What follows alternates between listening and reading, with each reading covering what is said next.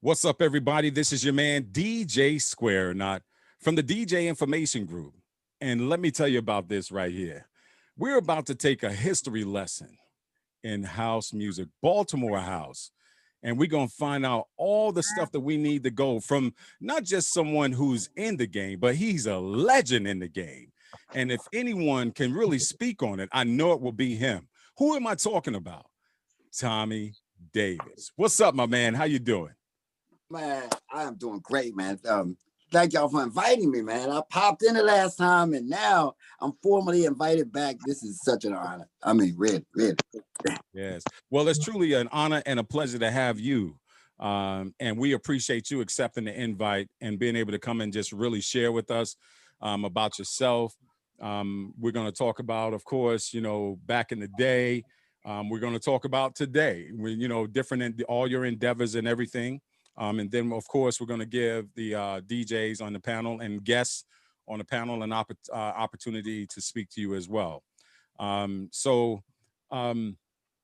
course, back in the days, 1970s, if I'm correct, you get into your whole genre deal, then you start moving up. Tell us about yourself and tell us about that whole period there as you lead up to when you first got into and you guys founded Basement Boys.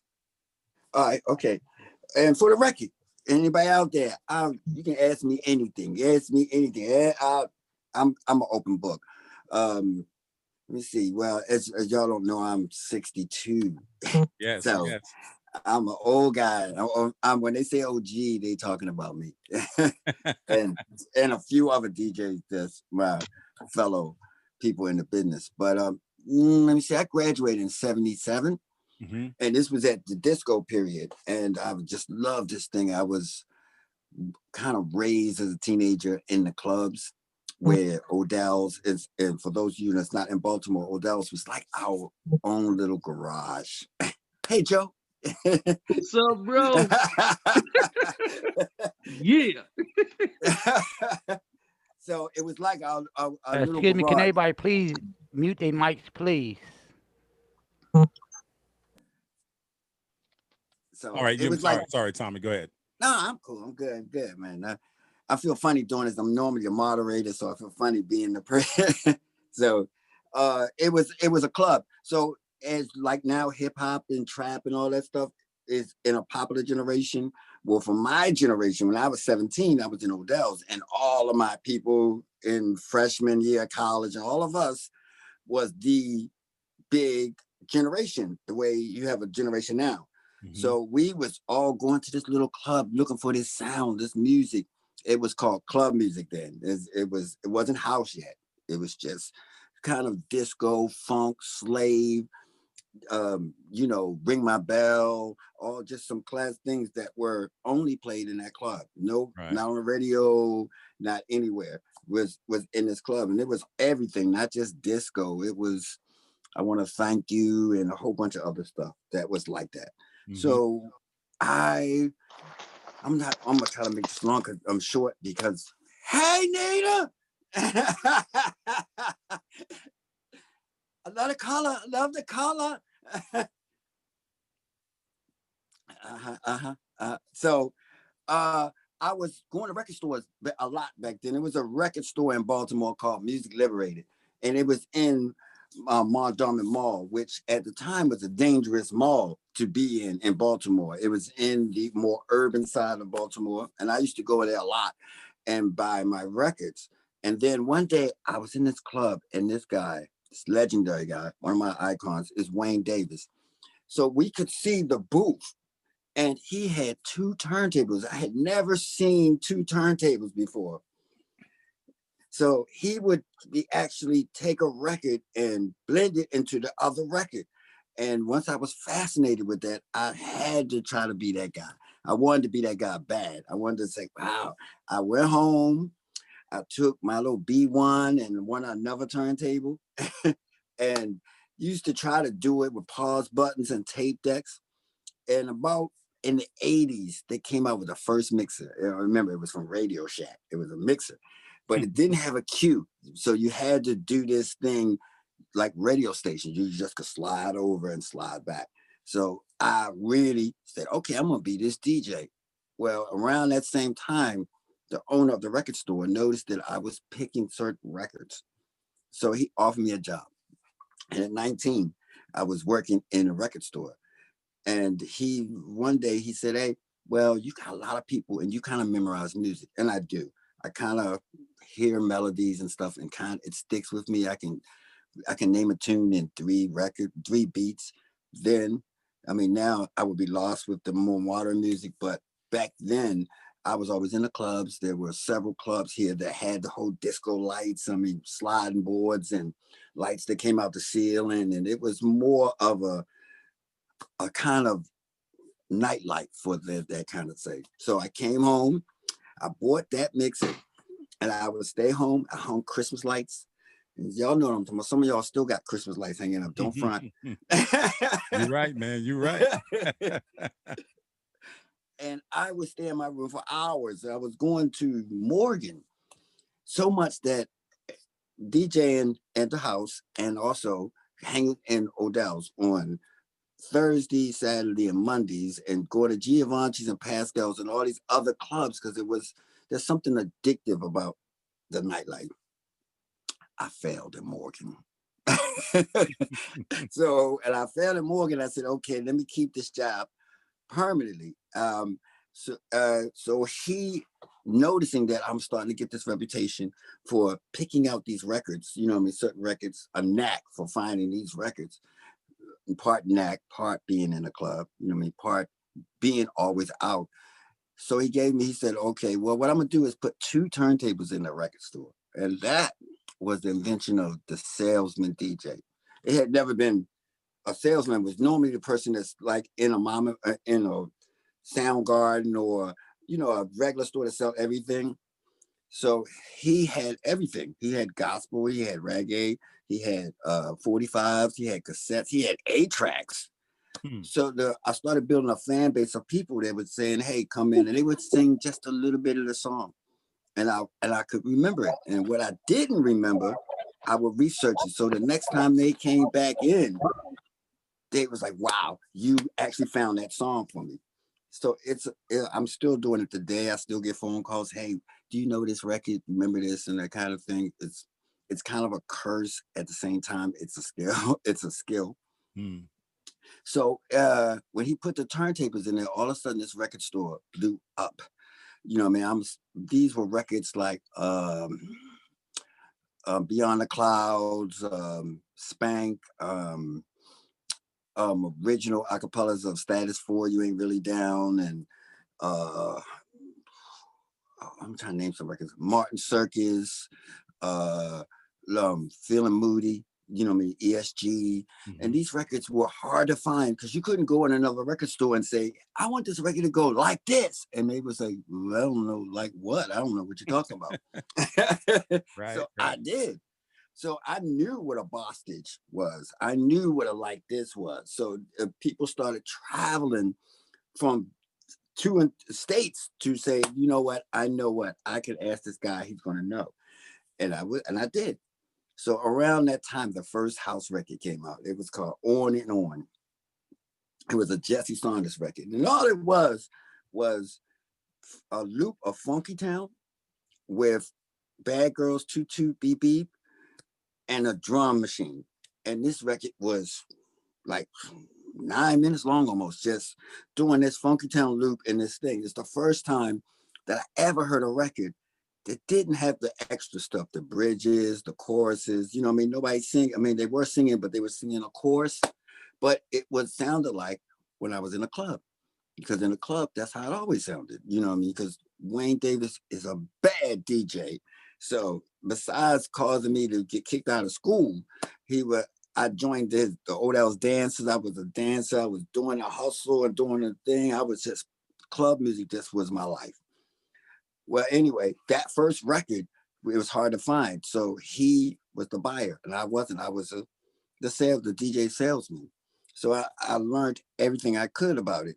And underneath another mentor of mine is DJ Mandrill. He's out of DC. This guy, he could take a record and break it into pieces. You know what I mean? He could take I Specialize in Love and make it just say, let me work on you. Let me work on you, which to a hip hop DJ is a it's a 360, but he could do it in a needle drop. So I realized that, wait a minute, I can actually make records do what I want them to do on vinyl. And I would do it in a record store. So more and more Baltimoreans was getting a hold of mixers, and all of a sudden it was like the newest fad. Everybody says, wow, I can be Wayne, I can be the guy in the record store, I could go home and play bounce rock skate with Slave watching you. And that became a fad in Baltimore. Hey.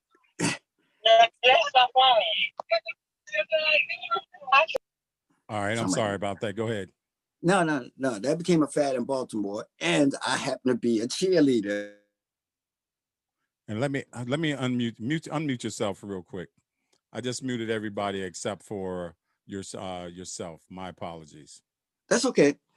It happens. This is Zoom. Well, I show it like I'm on a phone, so I'm Oh, unfortunate you're about good. a You're phone. You good. can't see all the screens, so Yeah, if you swipe to the left, you'll see some. I'll But see some, yeah, but I would lose focus. so, gotcha. so hey, everybody in here.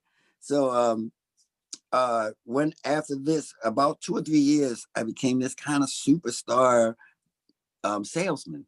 Nobody knew me as a DJ. They knew me as I knew all the records, and I would only play at home on cassettes, and that kind of thing. But I was memorizing labels, and I was memorizing music, and I was memorizing this new thing called the arrangement of music. Mm-hmm. So eventually, I demanded that all my salary come in records. I didn't want any money. I wanted it all in records, because you can't work 6 days a week, 8 hours a day, and not say, I'm not taking that record home that I just sold to someone else. Right. So we got into a big argument about it, and it started with that first house record that was only one copy, and I just knew I had to have this record. Some of my influences back then were records like I Feel Loved on the Summers, and more what we used to call industrial sound. This is P4 house and early Italian house. Mm-hmm. So for those people that's not houses that's in here, it was a driving kind of disco, but they was burning disco records up. So after the Ring My Bells and all those records, they were burning it up. But around the world, they were still doing this kind of thing, and especially in Chicago. Anyway, we got into a big argument, and there was another record store in the mall. At the time, record stores were popular. I know some of you are too young to remember a record store, a mom and pop record store, but you used to go in there, and just the smell of vinyl, you could smell it. You know what I mean? Mm-hmm. You could put your hands on the record. One of the first things we used to do is just pull a record out, and you be like, I got it, I got it. It Hey, I was still that do that to kind this of, day sometimes. yeah, it's real. So we got into a big argument, and I guess is this live Yes. online? No. It's you're in Zoom, so we're good. All right. Well, You're in all Zoom. right. So black guys wouldn't consider to be top people in the thing, management or nothing like that. But this superstardom that came from being the guy. I mean, the days I didn't work, customs would turn around and walk out. It's like, I'm looking for him, because he's going to just pick the records. People began to trust that they would come in and just say, hey, pick what I need to have. So that kind of superseded his power. And he was a really, really smart white guy that, had 4 or 5 stores, but he didn't know he had created a monster. So another record store opened up, and they offered me what I wanted, which was the buying power. So I asked him to double my salary, and he wouldn't, and the other store did. And I left to this other store, and that is when house broke. And I was calling Chicago, I was calling New York. I would chase all day to find the JM Silks, Love Music is the Key, or Jack Your Bodies, and the Royal Houses, and and some imports like Stonefall Chase, y'all might know as the harmonica song. These records were really, really, really difficult. And then at the same time, hip hop was invented. The first early records was Scott LaRock album and Run DMC, It's Like That, and early Roxanne's, and Man Parrish, Hip Hop Bebop, and Al Nafish, It's Time, and hard, difficult records to find like South Bronx, or those things that I'm most people don't know this. I love hip hop, that old school hip hop. Mm-hmm. It was just the beats and stuff that was incredible. So at the same time, this stuff was blowing up along with house. So not only was house people coming in record stores, hip hop people would come in and say, "Hey, what is this song?" And early Def Jam stuff, early Premier stuff on Wild Pitch, early stuff with Farley Jack, Master Funk, and Jesse Saunders and Marshall Jefferson, and you couldn't go nowhere and get these songs. You couldn't call online to get them. You had to come from wherever you are and go in the store and say, "Hey, would you have these records?" And I had them. And I would make sure that they also had the back catalog. So, hey man, I need drummer's beat. Because back then that backspin, let's dance, let's dance, let's dance, dance, dance, dance, dance, dance, dance, dance, dance. Right. You can't do that if you don't have the records. You can't do gas, sing, sing.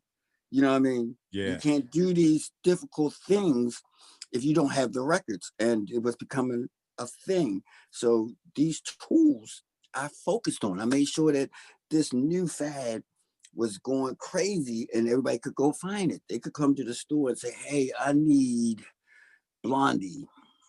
DJ Spin in the back of my mind, flashes back, flashes good. So you could practice these these full rotations and do. And I would try to keep up with the transforming, with the fader, so they could see some of the stuff firsthand in a record store. This record store put big sub cabinets in it, and you could come in one side of the mall, a mall, and still hear the record store because it was that was the new tool. No longer was I selling country and gospel and 45s and none. I was selling nothing but what the demand was. And along one day, this guy called. I never heard him before, but I knew of his group. It was called the Newmarks. This guy named DJ Spin came in, and I had, it was nothing for Bismarck or whenever they come in town to say, "I got to go where the hip spot was," and I was in that hip spot. So I would all of celebs or early underground people would come to the store. So I started realizing that we had our own here in Baltimore. We had, like, wherever you are, I know you have some legendary people that from your hometown. They may not have broke nationally, but they are in your hometown. When you see them, you bow. Right. So everybody was talking about this guy named Spin, and he was still in high school. So one day, I stepped down on the podium. I said, "Hey, why don't you get up there and show everybody?" And the record store had 50 people in it. It was a shoebox store. So it had 50 people in it. Young Spin went up there.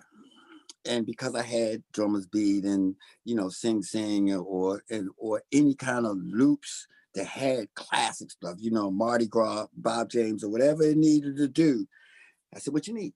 And I pulled the records out and he demonstrated without missing. Precision. Like he could do DMC battle at 17. So he got up there and he impressed everybody. Everybody was shocked that this quiet guy, that's like, real quiet, and got up there and demonstrated what nobody's ever seen with their own eyes, So after that, he came again. This time he bought his records. And those you hip hop people know, once you got your markers on your record, if you're a beast without it, you are a beast with it.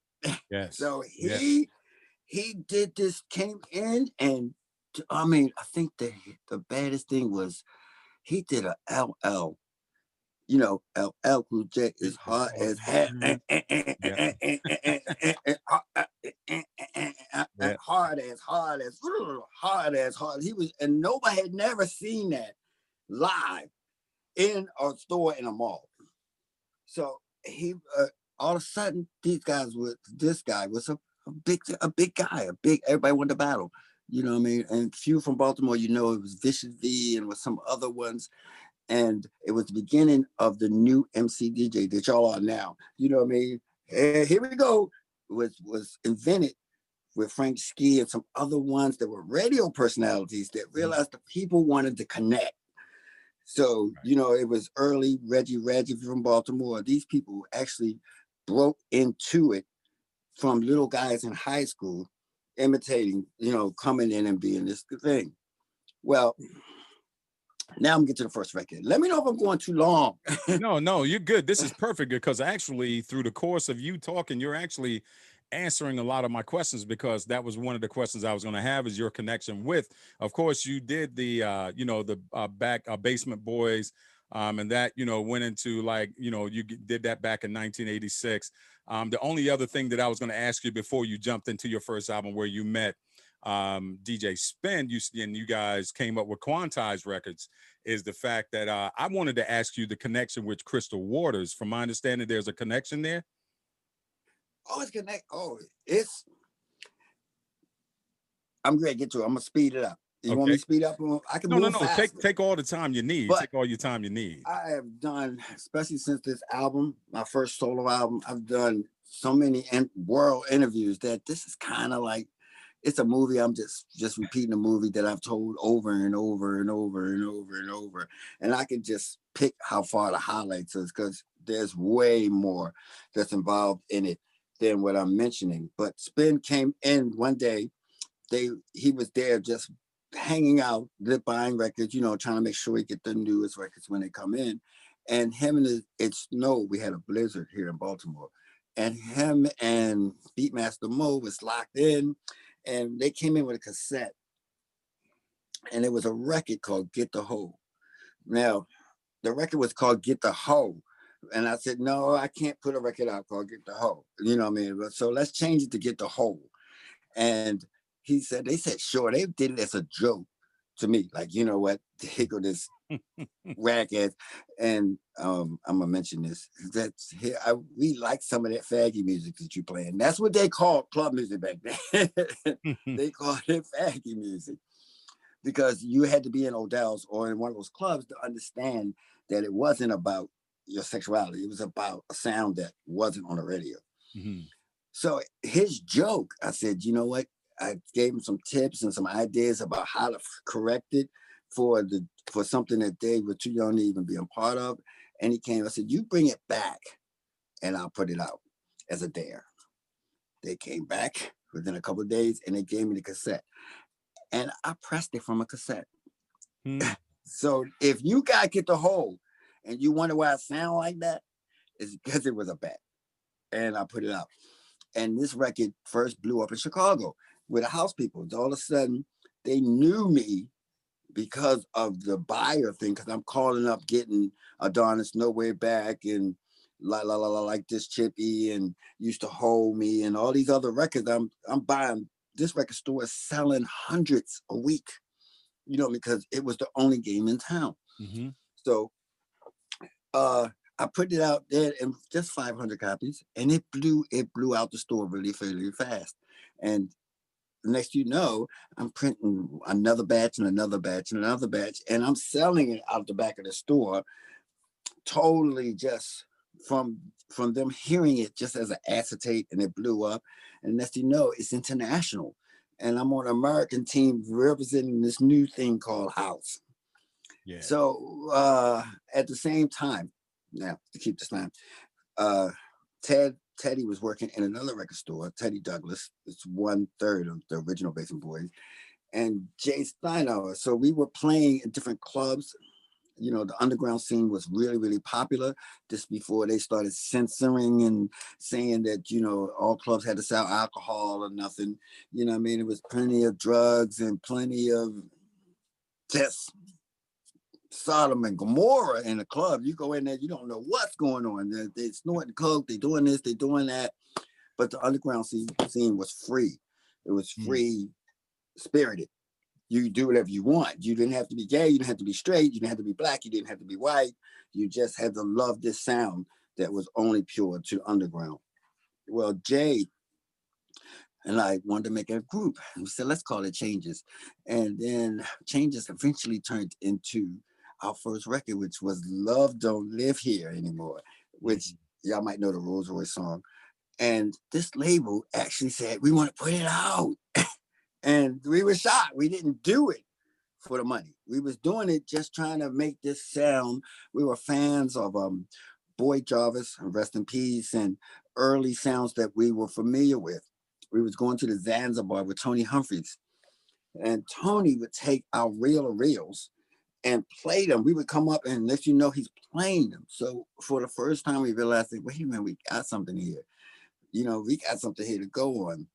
Eventually, one day, Ultra came in the store and she wanted to be a singer, and she sang I said, well, if you want to be a singer, sing Regina Bell's song. Right there. She sang it in the store. That night, later that week, she came in and she did It's Over Now. And It's Over Now brought us to global. We just all of a sudden were guys, and we had to come up with a name from that first record, and we was in a basement. So, hey, it's Basement Boys. That's what we'll be. We'll be Basement Boys. We're not realizing that this sound would change the sound of Baltimore and the world. Mm-hmm. Early then it was early keyboard player. He died. He passed 10 years later. But Neil Conway came in, and we used to do this thing. And I'm suggesting this to other producers. If you keep your music to yourself, your only fan is going to be yourself. So we would go to new music seminars in New York. We would go to Florida. We would go everywhere carrying cassettes or anything we can. We had T-shirts made, said Basement Boys. We do everything. And eventually, this got us major deals. So we was on, Ultra was on Warner Brothers in England. So they said, well, you guys, this is 3 guys from Baltimore, 2 black guys and a white guy. And we flying to England like, wait a minute. We actually going to go sign to a major record label with Ultra. And we did. And It's Over Now blew up globally. So all of a sudden we was outside of Baltimore. We became such a phenomenon around the world for this dirty basement sound that, you know, some people, y'all still calling that kind of grind or Baltimore sound. Mm-hmm. But it's really part gospel, part Jersey, early Jersey sound with Tony Humphries and WBLS, and he included us in his journey. You know what I mean? With playing records like Love So Special and some of our early records. So while we was in a seminar in DC, a young lady came up to me with her partner, and they was called Modern Art. Crystal Waters. She gave us a cassette tape, and it wasn't no dance anything. And it was, her mother is Ethel Waters, so it was just some really beautiful R&B music. So we exchanged numbers, and she came, and we said, hey, you write really great songs. Why don't you write alternate songs? She did. She wrote a song called She's Homeless for Ultra. And she sang the demo so well. And with Neil Conway, who came in and did these magical things that changed the sound of house music forever. And Neil has a chord progression for the musicians out there that is now you hear in every dance record, mostly, but all of them, except for Afro. Neil played this record, and we just sat and worked with Neil. Neil Conway here? Whoa! So Neil, I met Neil in the same way. He was in a record store. He used to carry around a little Casio keyboard. You ever seen it look like a toy? Oh yeah, the little white keyboards, and they had the black ones too. Yeah, little one. Yep. He would come in a record store. He was very young, not maybe 20, if that. Come in a record store, put his little keyboard on the counter, and while I'm playing records, he is playing his Casio keyboard on top of the music. I'm like, wow, you know what? Why don't you come in and do some stuff? So he actually did. And that was one of the records. You know what I mean? He did a lot with early Basin Boy stuff. That catapulted Homeless. And we didn't know it until one day we went to Miami and the record hadn't even came out. And every club we went to, they was going la da dee, la da da, la da dee. So, you know, that's a great feeling to watch something actually where we thought we was never going to be outside of the underground go overground. So Neil, that's my man. I mean, we still work together on a lot of stuff. And, you know, y'all need to check his other stuff. He has his own label now too. So anyway, Neil, all of a sudden, this record, we watching Living Colors. I don't know if y'all remember the comedy Living Colors. Oh, yeah, yeah. So we knew he had arrived when they did a parody on the record. Yeah. Yabba dabba doo, Scooby Doo. Like we was like, wait. Should we be insulted? But we realized that, hey Tracy, yeah, it's my man's Spin birthday for y'all. So y'all go to DJ Spin page, and we realized that hey, for someone to make fun of you is the most highest compliment they can do. And this is on a comedy show, and they imitated Crystal Waters and her dance and the record because a lot of non-dance people don't like anything that doesn't fit what they're doing. So, you know, so they made a joke of it. And next thing you know, we had Ultra going crazy with more records. We had Andrea Holclaw. Next thing you know, we signed a deal with MCA Records. So we on Warner Brothers UK and Warner Brothers US. And we on next, that we on MCA with this record called Tonight. Then we did this record called Searching, and it's on, this record is blowing the techno world up. That really is a kind of rip of another record that was hard to get. And the same way, so that was MCA Warner Brothers. Then Mass Order come into play. So they do this song called Lift Every Voice. So actually, Thommy Mottola from CBS called us and said, hey, I want to talk to y'all. We flew up New York so fast to sit in there with the same guy that's got Michael Jackson awards on the wall for this group. And he signed us. So at the same time, we on Warner Brothers, we on CBS, and we on MCA. So this is from a little 3 guys that never planned on none of this. All we was doing what's here. You know what I mean? We was just doing this thing that felt good. That's where we come from. So it was a record, first time, and other people follow suit. I mean, you know, Big Fun and Good Life and 10 City, you know, Byron Stingley and, you know, Devotion and That's the Way Love Is. And all of a sudden, dance was in. And, you know, we was one of the first one that started the major labels. So no longer were we just stuck in underground clubs. No longer was we just considered just 3 guys out of Baltimore. No longer when we did interviews, they wasn't saying, hey, where you're from? We said we're from Baltimore. And they said, where's Baltimore? I said, it's close to DC. And they wouldn't put Baltimore. They would put DC. And we started making a flack about that. It's like, we're not from DC. We're from Baltimore. And all of a sudden the world started to know where Baltimore was. So other people in Baltimore started blossoming and blooming. You know, we got Poe, we got OG, we got Charles Dawkins, we got, you know, just all of a sudden, this sound that was permeated in Baltimore became wide, globally known. And all of a sudden, when I said Baltimore, they didn't say DC. And that was a big thing to me. Like, hold it. We don't do go-go. We don't, you know, no disrespect. We don't do hit. We do this sound. It's a Baltimore sound. The next thing you know, it got voted for American.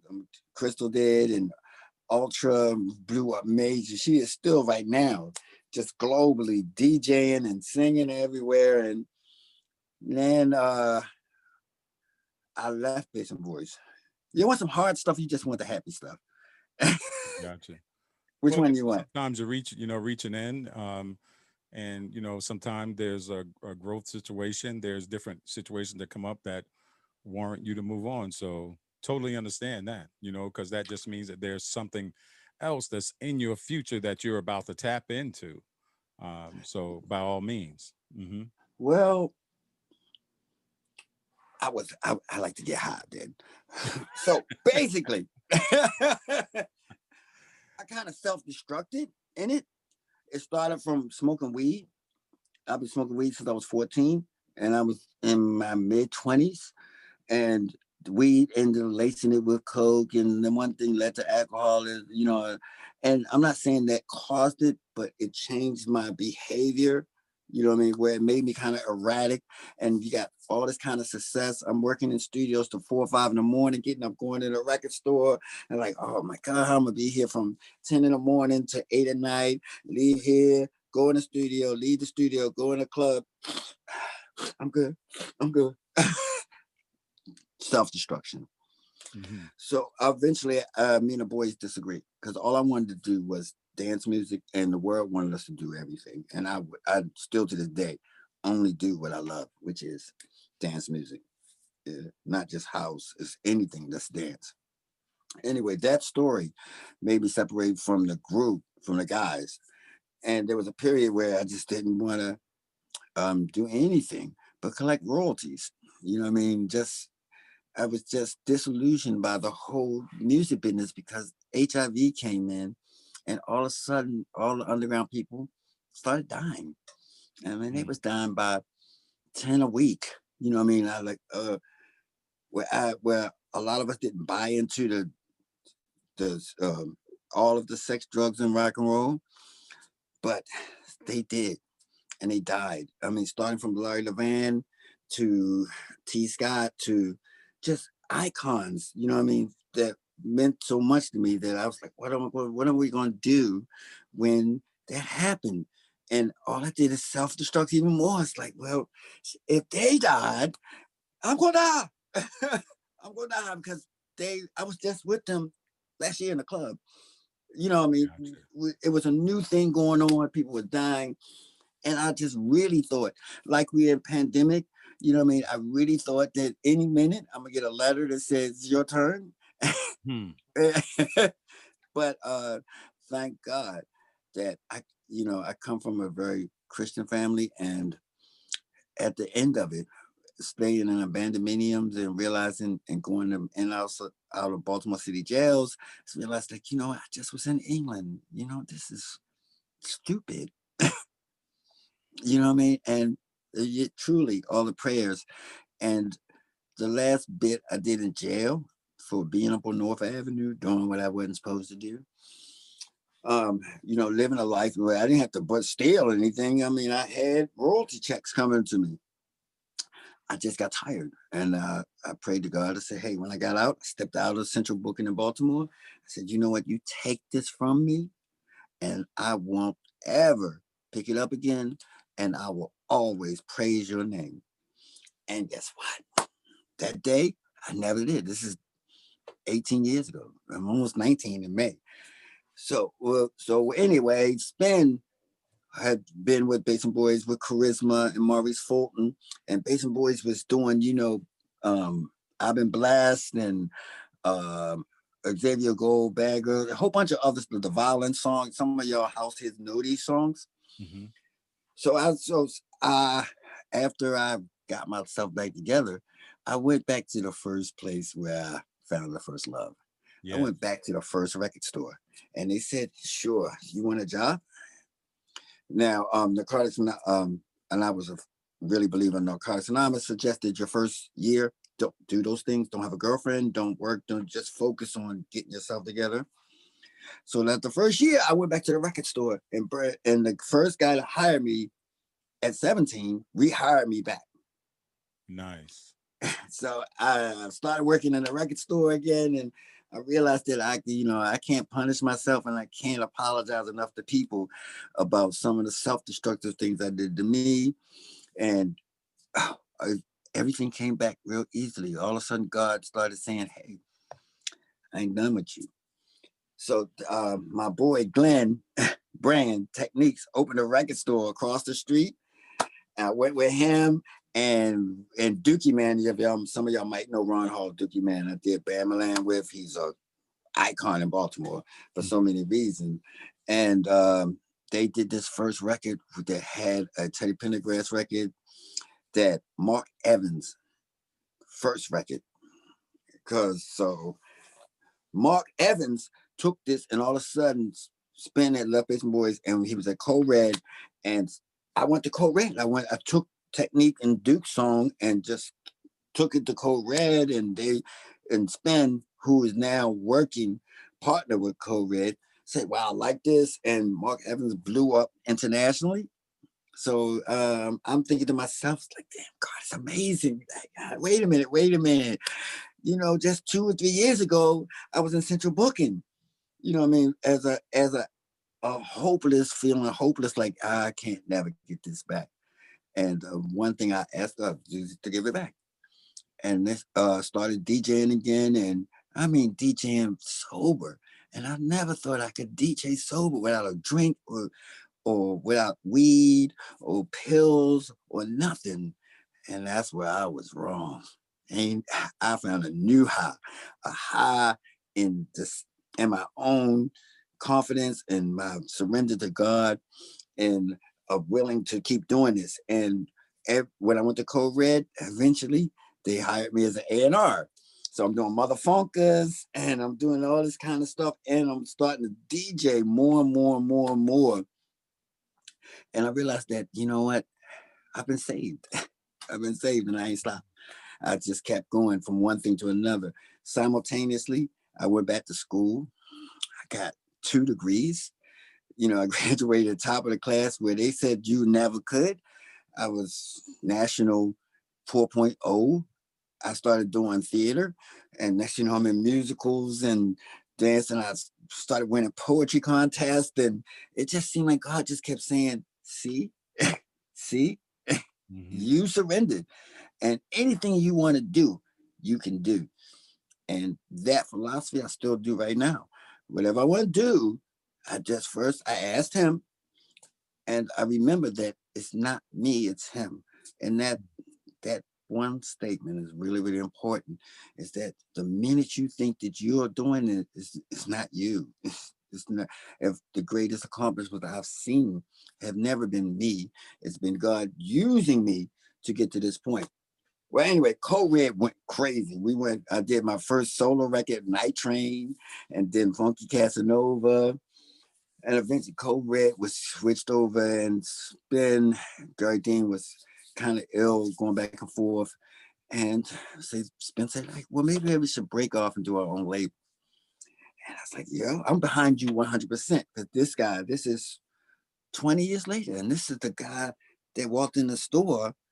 And I forgot to mention that his group took off and did a song for Milli Vanilli, Girl, You Know It's True. And they blew up. So I'm like, wait a minute. All right, this guy been in my life that long. Whatever he do, whatever he want to do, I'm with him. So we went and did Quantize. And Quantize just, this is 8 years ago, just took off with this grinding, soulful, and underground sound that, you know, at first it wasn't that popular. You know, the major labels had dropped Inner City and 10 City and, you know, Ultra and anybody in dance music. The music is a trend, people. It's like, so when the minute you think that you got a hold of it, it's going to change on you. So one thing I do know is that they all of a sudden they want you, and all of a sudden you're played out. But Spin and I just kept doing this sound over and over. And because it was pure, it was what we wanted to do. So next you know, Spin became my prayer partner, you know, my brother. And we made Quantize a label governed by God. And I guess that's the best thing you could ever do, because Quantize took off. All of a sudden, this sound is international again. I said, wait a minute, how many mountains can I keep going over? You know, I'm in a movie that seems like it never stops. So after the first record with Night Train, and then going back with Dookie Man again, doing Bamalam and Funky Casanova, and Spin and I became Spin and Thommy. Just started doing actually full production, working with violin players and bass players, and real drummers, and actually just doing this classic sound that we loved. What I mean? We felt like dance music can be anything it wanna be. Hey, Wiz. So we actually spent the time and invested the money and invested our concepts in our head to actually do the same thing we've been doing for years as DJs, but we're actually going further, working with musicians like Gary Hudgens and Irv Madden, and still Neil Conway, and still Alternate, and even Crystal, and many, many more, from Byron Stingley to whatever. So the people had watched this journey.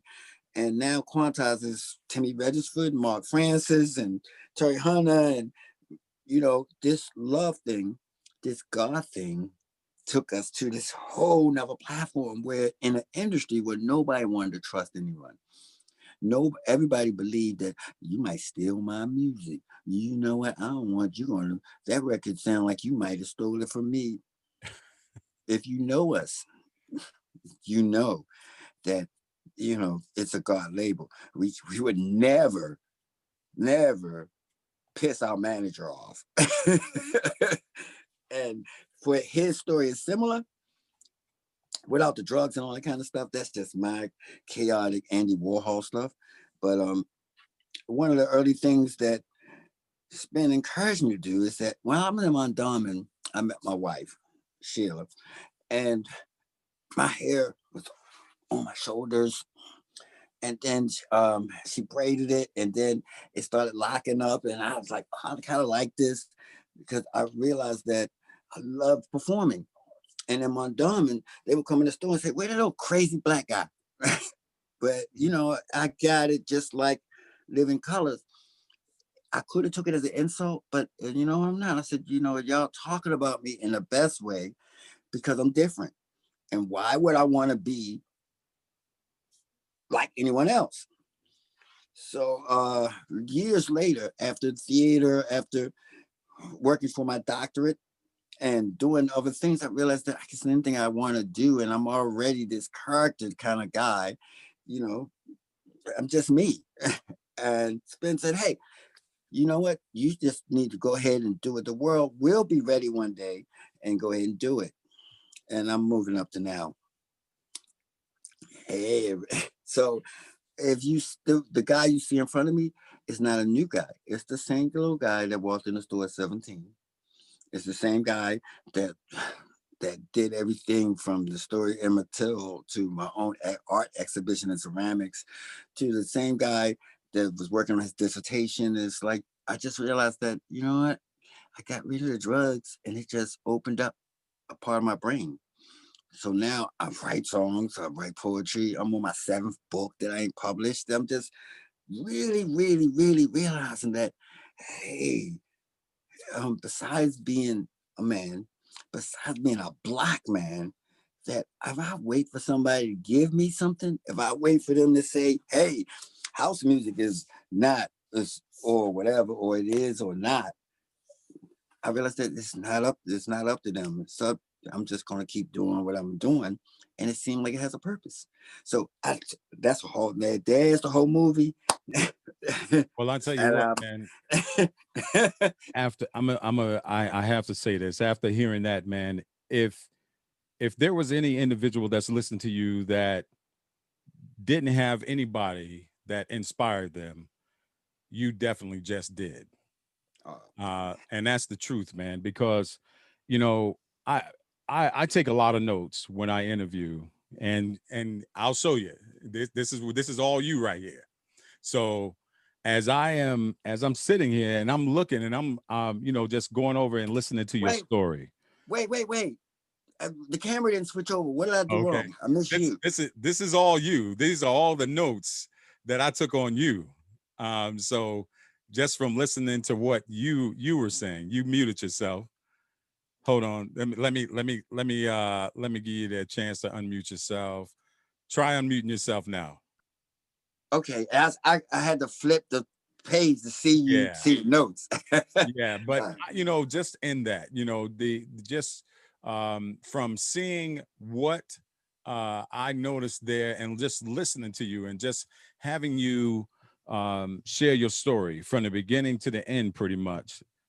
You are definitely an inspiration, and you should be, people that have been going through, and they should recognize that you were like, my wife would say this, like you were that Olympic runner. You started the game, you got out there, you ran, but then you fell.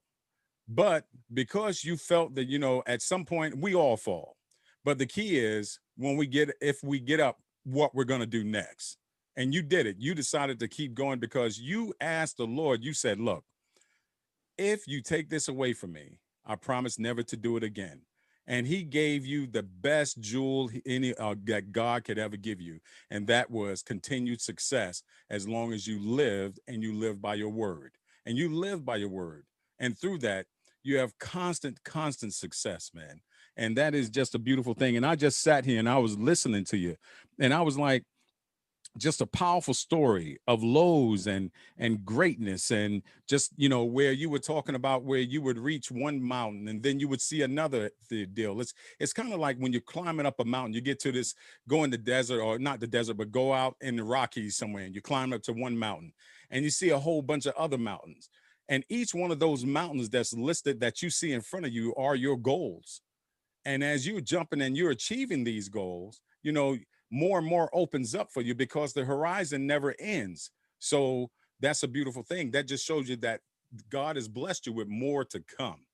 And that is just so awesome. Your story, man, is just super powerful. Knowing that, of course, you got the music thing, you're in theater, you're an author, you're a husband, you're a writer, and most of all, a man of God. So that all in itself is just a really beautiful thing. And just knowing that you you saw this, and as you saw where you were like, okay, I'm tired, because the industry will get to you, life gets in the way, but you identified it. As you started going and running, you were like, man, I need something to keep me up or whatever. But then you just said, you know what, it got to a point when you were in and out of jail, like you said. You were like, you know what? I got to do something better, because there's got to be something better than this. You realize that something spoke to you, and you asked the question and it answered. The Lord answered you. So, man, salute to you on that. Salute, big salute on Oh that, man. and your continued success on that. Um, you talked about the 18, 19 years now of being clean and doing something positive, and how your company Quantize Recordings is now a God-centric type organization, and that's a beautiful thing, because as long as God is at the center of anything, you're able to achieve anything you want to achieve, man. And I think it was I think I saw Sega said, if you put God in it, it's gonna, whatever God touches, it's gonna be gold. And there you go. you know you There you go. you come back now. Think about this: age 62. You get a Mm. lot of people in all over the industry that says, age 62, what in the world is someone at age 62 going to do in this industry? Let's keep it real. That's what they would say. But you know what, you're coming back and you're dropping bombs on them. You're letting them know that age is just a number. It's about your talent. It's about everything that you have to offer and that you can bring to the table. And you are doing it. You are doing it. And it's just a beautiful thing, my man.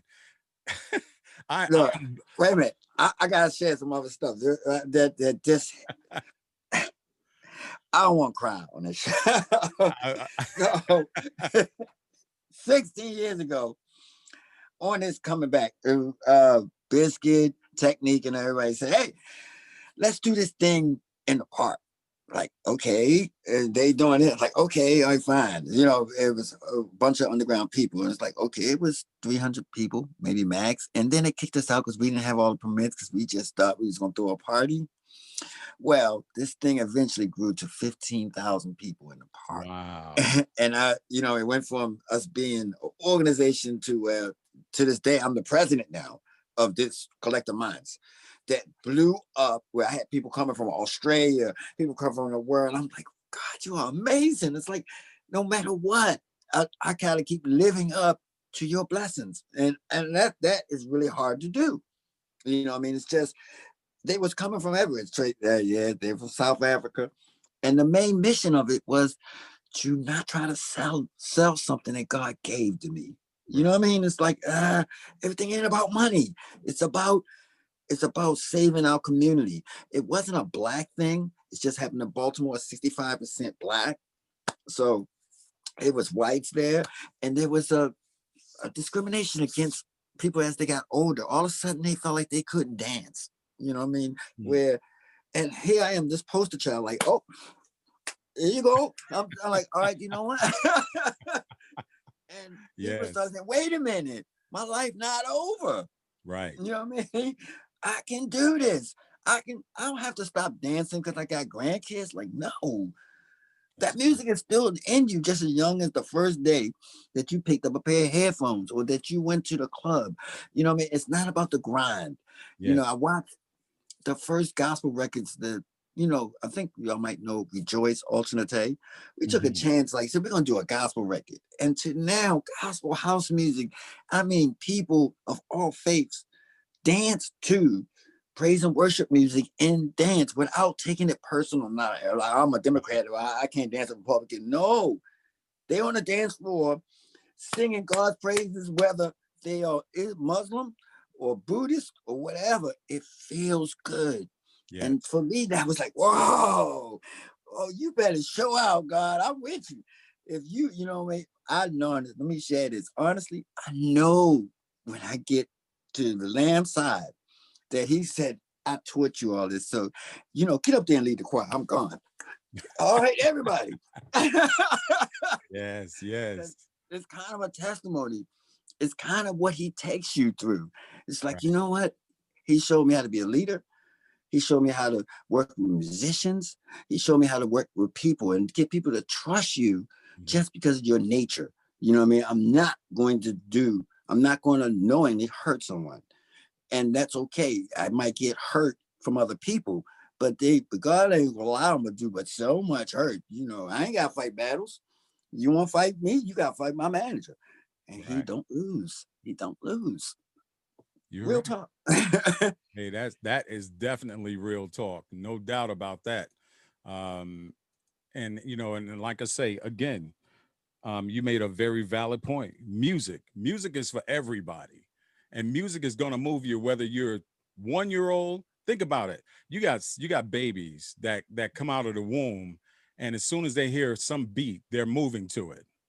And now, and up to the oldest individual in the world, they hear some music, they move to it. Music is something that becomes part of your fabric. It's ingrained in you. And once you know that, and once you it's not even a no, it's a feeling. It's a feeling that you can't control, because it just comes through you. Music passes through you. And I always say two things: music is therapy, and feel the beat. Those two things right there. Those two things right there are just synonymous when it comes to that one word that we all are connected to, and that is music. And with your particular projects and your particular mission, because God has written a book and He has put you on a mission to Mm. share right to this day, my brother, right to this day, right to this moment, to share your powerful story with people so that people can be inspired by everything that you say, because there are some people out there that have went through something but couldn't quite figure it out, and you just told them the magic, and you just told them the key to getting it all turned around from them. You told them if you turn to God, He will take care of it, and He will fix it for you. He will fight your battles. He will take care of everything that has to happen to make you successful. Put it on Him and listen to what He has to say, and it moves from there. And He Put has it given you this great, great talent to make that happen. Well, I appreciate the kind words. I can't claim none of it. You know what I mean? One of I was a DJ at 5 years old. I had, you know, little plastic clothes and play little Oh things yeah. Oh yeah. that. There was this record called Hippity Hoppity Horse, and I must have snatched this needle back to hippity hoppity, hippity hoppity, hippity hoppity. My mother was like, "Would you stop doing that?" Uh, it was something about music then, you know what I mean? And I just, unfortunately, that record turned white, but I knew it was something in me and music, you know, me and dance, me and rhythm. I mean, I would love to attribute it to my culture, I mean, to my genetics. You know what I mean? I'm definitely of some kind of color descent, and we have a natural rhythm, but it's not limited to just people of natural rhythm. Right. Uh, Now today, um, I'm I'm still watching people saying, "Hey, if you're not playing vinyl, you're not playing music." I'm like, really? When the last time I went to a party and went there, I gotta make sure the DJ is playing Pioneers. Like, no, all I can. Thank God for I'm you saying that. I appreciate you saying that too. a, I'm gonna go and the music is nice. I might not. If the music is really nice, I'm not even looking for the DJ. I'm just going to dance. And I still can dance for 6 hours. I still love to dance. I still love hugs and hugging people. One addiction I kept is I love people that love me, and I can't get enough of love. I will do anything to get more people to love me. You know what I mean? Because to me, I feel good when they keep things just very simple. You know, very simple. Hey, I love you. You love me. You don't love me. I still love you. I don't care. You know, I watched that philosophy change when DJs used to be arrogant. You know what I mean? Where you walk up to the DJ and you're like, "Oh, no, who are you?" And I wanted to change that. I wanted the DJ to be human. Like, you know Right. what I mean? Like, hey, I'm working with the Grammys. I'm a governor for the DC chapter of the Grammys. So these things, all these obstacles, the one thing that I must do is I must remember that it's not me that's doing it, and that this an opportunity for um for us to break some things. You know what I mean? For us to stop saying dance music is not real. For us to stop saying that house is something special. You know, that's different. There's something different between what house music is and what the temptation is. No, it's not. It's the same thing. Musicians are the same way, and with the Grammys. And those of you that's out there that maybe in the music, you know what? You got questions about how to be a part of the recorder cabinet, please, I don't mind telling you, because we need to fight for our legislation on streaming and network, and you know Facebook has got a copyright thing, but you go buy the record, but I can't play it on Facebook. How does that make sense? You know how it does is that there wasn't no legislation for internet. It never was thought of. So when internet blew up, there was no rules. So Mm, they're making it up as they go along. right. So while they have valid points about copyright and stuff like that, legally, anybody that plays music outside of your house, you're supposed to pay to play it. You know, legally, yes. But one of the great things about being America is that, you know what, was the freedom. If I pay $1.99 for it, I should be able to play that record. I paid for it. I didn't pay for it to be in my bedroom alone to play. I paid to do whatever I want to do with it. So we watch all that change. We watch turntables go out the window. We watch now digital things. Right now, me and Native Instruments, they just unleashed the beast. I'm running 4 decks at the same time as fast as my brain can think about it. You know what I mean? You can produce live on the spot. Hmm. So all these things is constantly changing, and the rules have to change with it. So we have to, if you want to be a part of it, if you record an academy, you could be into promotion. You could be a manager, like you could be a promoter and be a part of the recording academy, because all these entities is what it's going to take to govern music, or else the big corps will take and make all the rules fit them, and they're not going to include us. So the greatest thing about it is that anybody can be a part of this, and we can go. I mean, I go to Capitol Hill and I fight for legislation. I contact our legislators. I constantly say, hey, what about us small guys? What about us people that didn't get unemployment? I'm a full-time DJ. Guess what? I'm broke. I am broke. That this whole 6 months where I can't perform, I can't play. I have an album that went #1 for damn near a month, and I can't do a show. I can't go nowhere. So some of the things we fought for in that is so that these people could have insurance, that a performer of any nature can go out here and feel just as comfortable as somebody that's in facing retirement, or that these things we all lost. And one of the things we have to fight for in the music business is that we don't have these people go forget about this music that's been generations and generations, because 6 months they just lost everything. I mean, everything. I mean, where I was gigging 5 times a month and I had a resident, I had nothing but record sales from $1.99 or Spotify. Like real, I come 20 years ago when I sold that record Get the Hold, I got $4 per record. Now I get 4 cents. Does that make any sense? The rules need to change so that the artists, the people can keep doing this. I know I'm on a soapbox, but somebody needs to say these things, because if we don't, people like us house people like us independent or hip hop people, we're going to get lost. And the rules are only going to cover the major labels. They're not going to cover the small guy who all of a sudden Facebook is saying nobody can't play your record, but you didn't ask Facebook to do that. You hear what I'm saying? So these rules have to be fixed. They have to be kind of fixed for that everybody, the independent people must, we make the sound.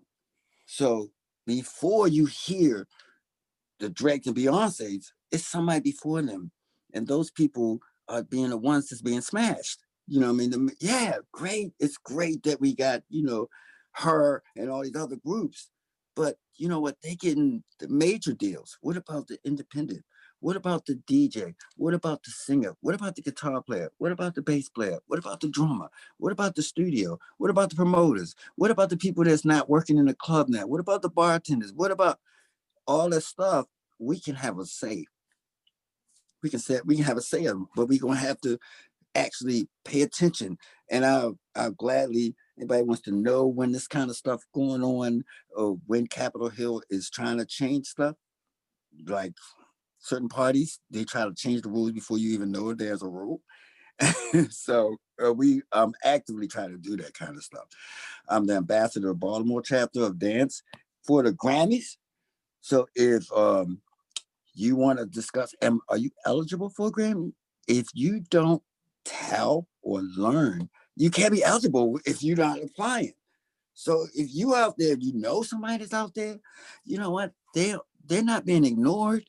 They're just not applying. They're not asking the questions. Or you're going to continue to see Billy Ray Cyrus and whatever. They're going to continue to win awards because nobody's saying you can apply. You can do this. And I'm off the safe on the thing. I got so many soapboxes. 1, 2, 3. Continue. This is great stuff, man. This is great stuff. By no means, just if you continue to share as long as you want to. Well, I think everybody has a purpose, and I know my purpose is definitely to be out there standing up for underdog is the wrong word, but I really, really don't see anything as an underdog. I think it's a challenge. You know, when I went back to school, they was telling me like, yo, you can't do it. You can't, your GPA, you was just not smart enough. You're gonna have to take remedial math and remedial English. And I felt defeated. And I took that, twisted around and said, okay, wait a minute. Let me just do what they said. And this same guy that they were saying can't do nothing graduated top of the class, national awards and trophies and stuff. So I started making sure I tell other people out there that believe that you're stupid. You're not stupid. You just learn different. If you got children that you say, well, they can't read or they don't learn, they just learn different. They're not Right. stupid. And so I found that out. I found out, like, you know what? Where somebody might study for an hour, I might have to study a different kind of way. And guess what? All of a sudden, I'm just boom. I mean, I got scholarship to go to Morgan and graduate programs, working on my doctorate. And I can remember just the other, like yesterday, they were saying that I was stupid. They were saying that I can't learn. So that made me become the poster child of when I see youth out here that believe that you can't. That's not true. It's not true. Maybe not. Maybe you can't learn the way they are teaching you. But the first person to notice that you need to learn a different way is you. So Right. they have to stand up and say, hey, you know what I'm saying, Shorty, you know what? I don't know, man. Yo. This is the only way I learn how to talk. What you mean? What the fuck you mean? You know what? You can learn Yes. how to speak another way. It's not, you don't beat yourself up or nothing. You don't say it's learning like a white man. You don't say it's learning like a black man. You just have to be okay and say, you know what? I'm gonna learn different. I might have to read um, Jack and Jill a little bit more than the other person, but it's not your fault. It's not your fault about the education system. It's not your fault about because you're underprivileged. It's not, none of that's your fault. It's your Right. fault if you don't do nothing about it. But it's not your That's the fault. key right there. Once you identify it, just like I mentioned before, once you identify it, if you I'm don't do walking. anything, then it becomes your fault. But once you identify it, you make that step to Yep. correct it, then it's on and popping. Now, I of course, I can sit here and have a conversation with you forever because this is really good, man. But we got a whole bunch of people. People have come out in numbers in here. And we want to make sure that we connect with the DJs as well as Yeah. some of your colleagues as well to give them an opportunity to speak to you. So what I'm gonna do is I'm gonna start calling out some names. They're gonna, of course, ask some questions, and we'll move from there. How about that? I'm an open book. All Go ahead. right. So we're going to start out with the primary admin of the group of DJ Information Group, and that's DJ Rod Flash out of Philly. What's up, Tommy? What's up, Rob Flash? Yo, man. Hey, Yo, I love your story. It's like, it's not, I'm not saying a comeback story. It's just a true story that we live in the urban community that we can relate to.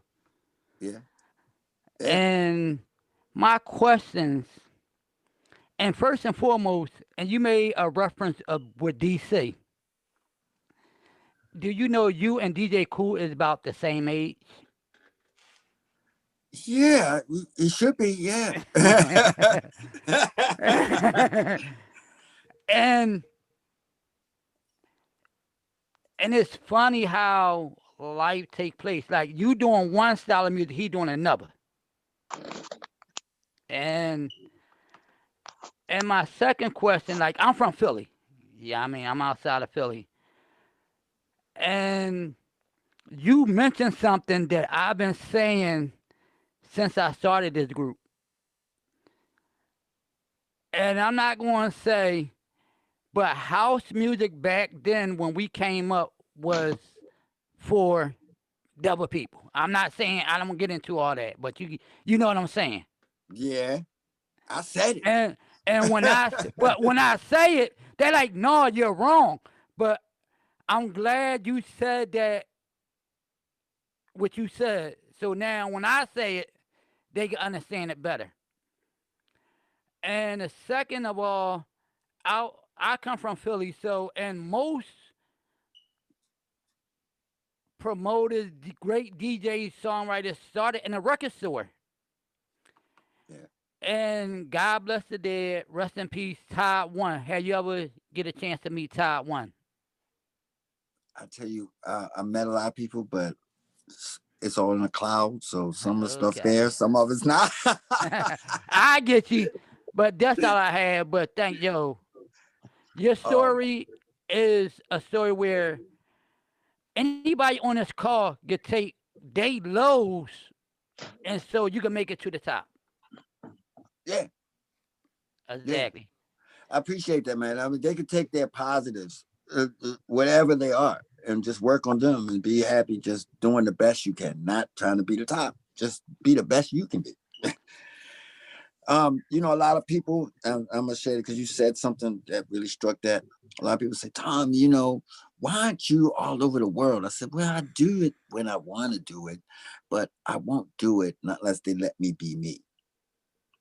In other words, they don't tell me, hey, can you leave your shirt on? Can you not wear a mask? Can you play only this kind of music? I just don't want to do that. For me, music is a mistress of someone that I've been dating for my years. I am not going to pimp her for $1.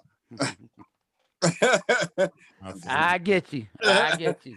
I feel yeah, no doubt. So our next to step up, um, I'm gonna go ahead on and pull in DJ I95. nah, follow. What up? What's What up? up? Question. What are the producer programs you're using now? I work with many, many producers. A lot of depends what your format is. If you're a PC or Mac, some are more friendlier. But Cubase is one common one that in the Motown quantize thing, we call ourselves like a Motown because we do 2 records a week and 2 albums a month. That's an incredible amount of turnout. And to have people working in the same programs works really well because you can transfer really well. But I've worked with producers that's in Fruit Loops. You know what I mean? That it doesn't matter what you're on. It's where if somebody has a great idea is a great idea. What I know, I can take someone that maybe just even juggled a sample and say, well, I can tell you how to make this clean. Right. You know what I mean? So a lot of people like Logics and a lot of people like Cubase. I mean, some people even still in Sonar, you know what I mean? Or it doesn't make a difference as long as you can transfer your files out to learn to export. So All right. in And the general, next and the go next ahead. question. Do you remember the first album you sold?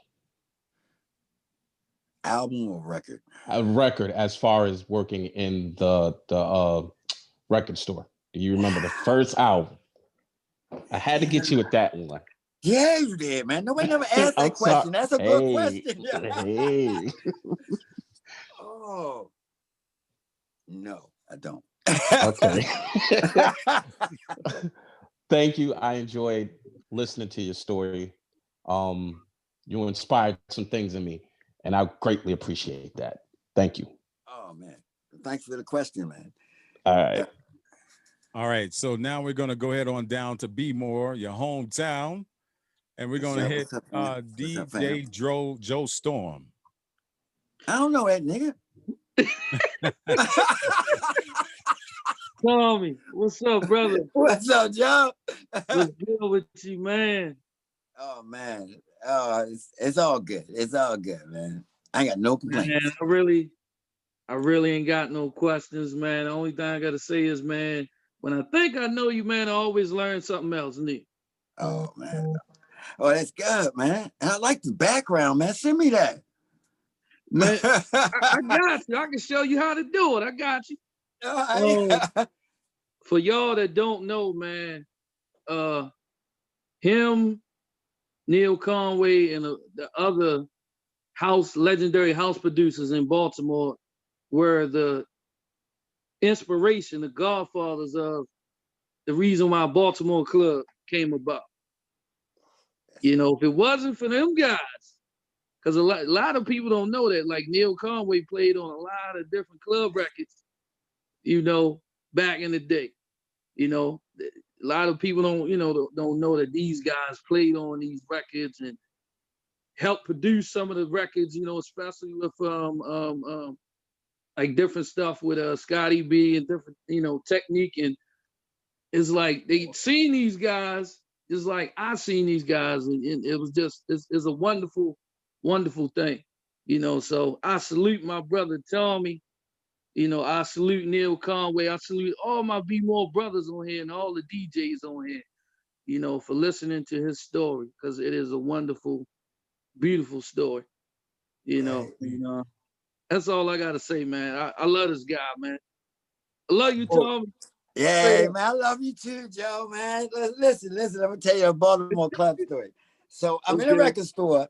So I was like, okay, these guys are 15, 16 years old. They went to a school close to it, some of them Douglas and stuff. So there was this record that they really liked, and it was saying Doodle Brown, and it was a Luke Skywalker record.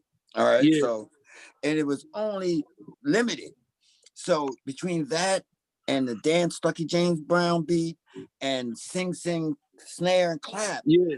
these guys needed these records. So I made sure I had them. So now they saying Uncle Thommy, you know what I mean? And I'm watching this thing called Baltimore Club blow up. And I love Baltimore Club. So Okay. I'm meeting Rod and I'm meeting Scotty, and they all saying Uncle, they holding reverence for me. I'm like, wait a minute, y'all make me feel like I kind of invented, and they actually say that, like, dude, if it wasn't for you doing it.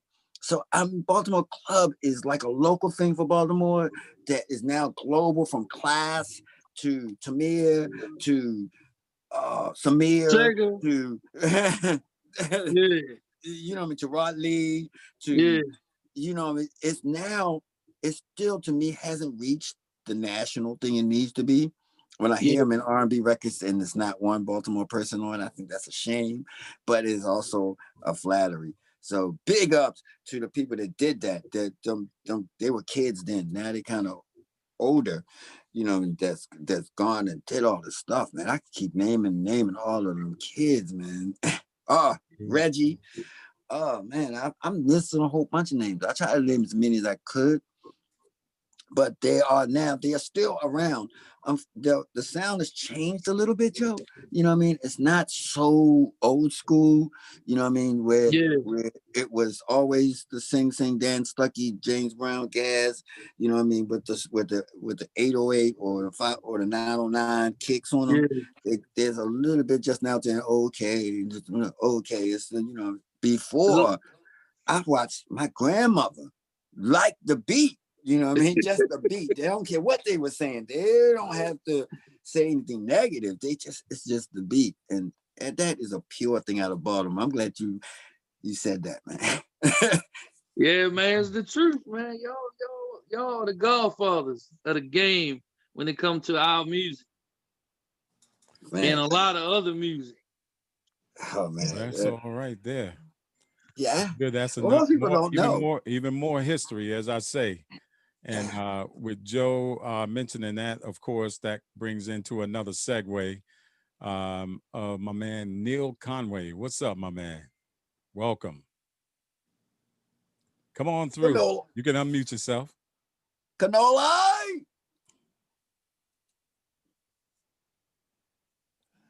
Can y'all hear me?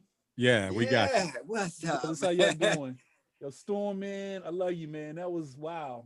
I didn't think people cared, man, be honest. I'm keeping it real. Come on, Thommy. You already know the conversations me and you had. You're a legend, Neil. But I appreciate you. I appreciate those who appreciate me and what I'm trying to do. Like I said, this man Thommy Davis, that's my big brother. I love him. You know, out of all the Basement Boys, I'm like, Tommy's the one that brought me into the Basement Boys. Thommy was the one that nurtured me. Thommy was the one that made me the producer and songwriter I am today.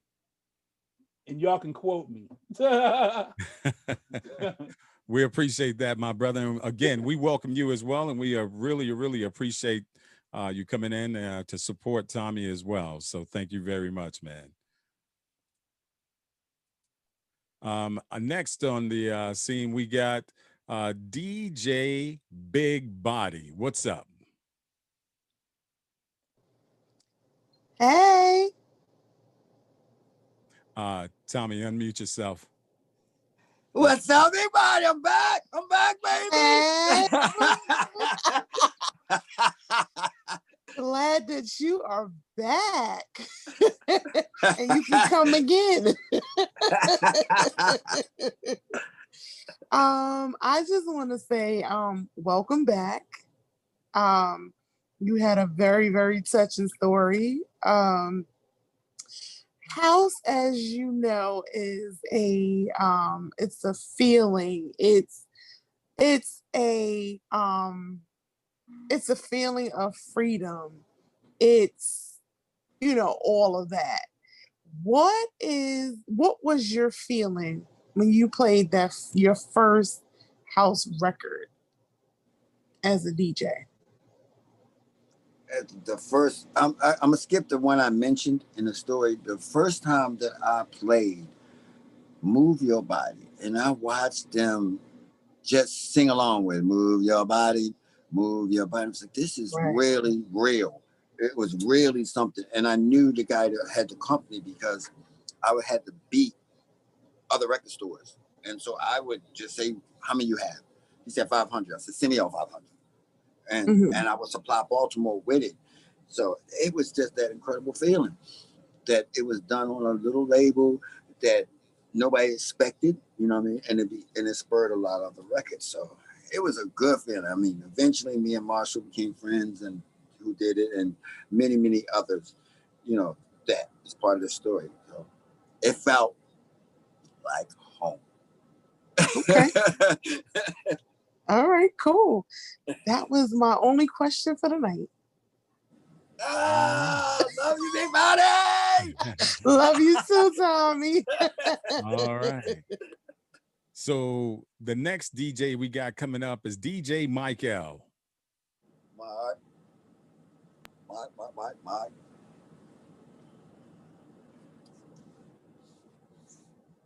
You gotta keep telling them Mike I'm L, we mute. can't hear you, bro.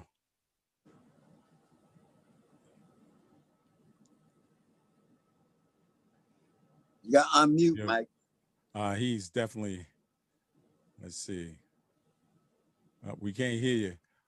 We'll come back to you, bro. Let's go up to Mr. Showtime. Where you at, my brother?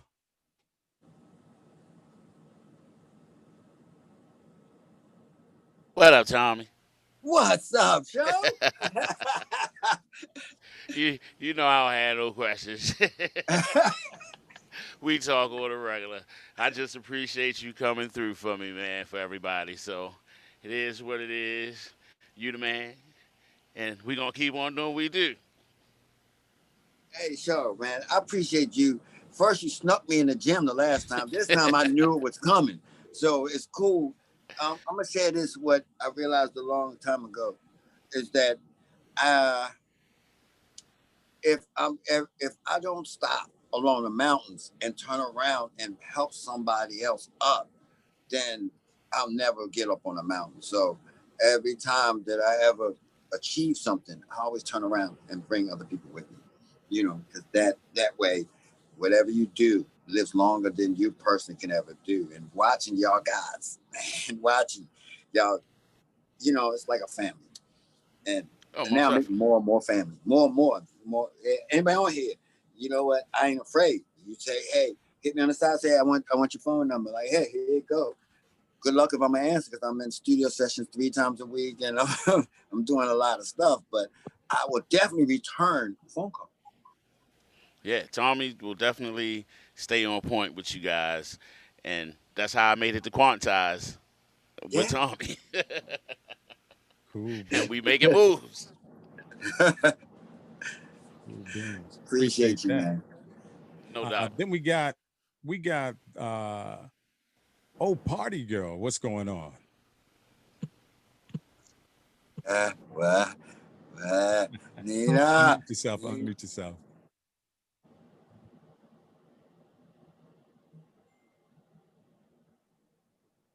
You still You mute. might Yo, need PJ. to unmute us, Square. Not. I can't unmute her. All I can do is ask her. I sent her an ask and then she's able to do it. There she go. Let's try it again. I just did it. That's why I'm on the mics now. Go ahead. There you go. We can't hear you. We can't hear you. She is unmuted. Yes. All right, All hit right. the Let's little hold on. microphone. Hold on, Joe. All right. Um, let's see here. We got you on. Yeah, can you hear? You can hear us correctly, right? Yeah, but we cannot hear you for some reason. Are you connected to a Bluetooth device by any chance somewhere else?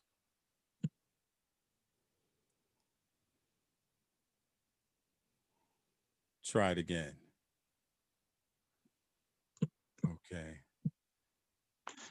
We'll work on that. I-95, give her a call if you can or chat with her privately to try to get that going. Mike All L, right. are you ready? Okay, we got no sound there as well. So let's go over Mike to is muted. Tracy Stevens. No, Mike is not muted. Mike is not muted. He's not muted Uh, at all. let's go to Tracy Stevens. I'm actually Unmute watching Mike yourself. and Oh, he's she's like, muted. no, no. Well, I want to also, Tommy, I want to also, while I have an opportunity in between this, is that, man, through the whole course of your conversation, you have had so many chime in the chat box. So I'm hoping that you get an opportunity to read some of this.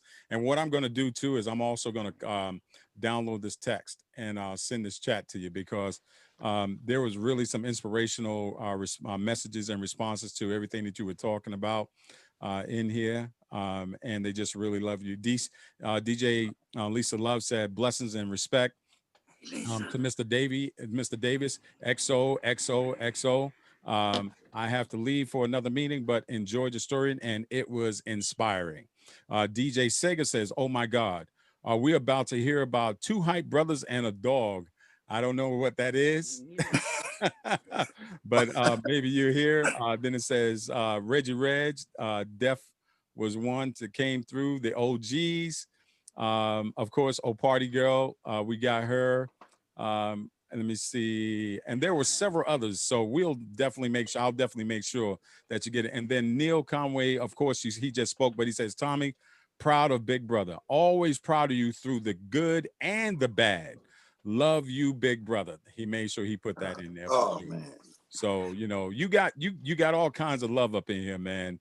Oh And man. and like I say, you are definitely an inspiration.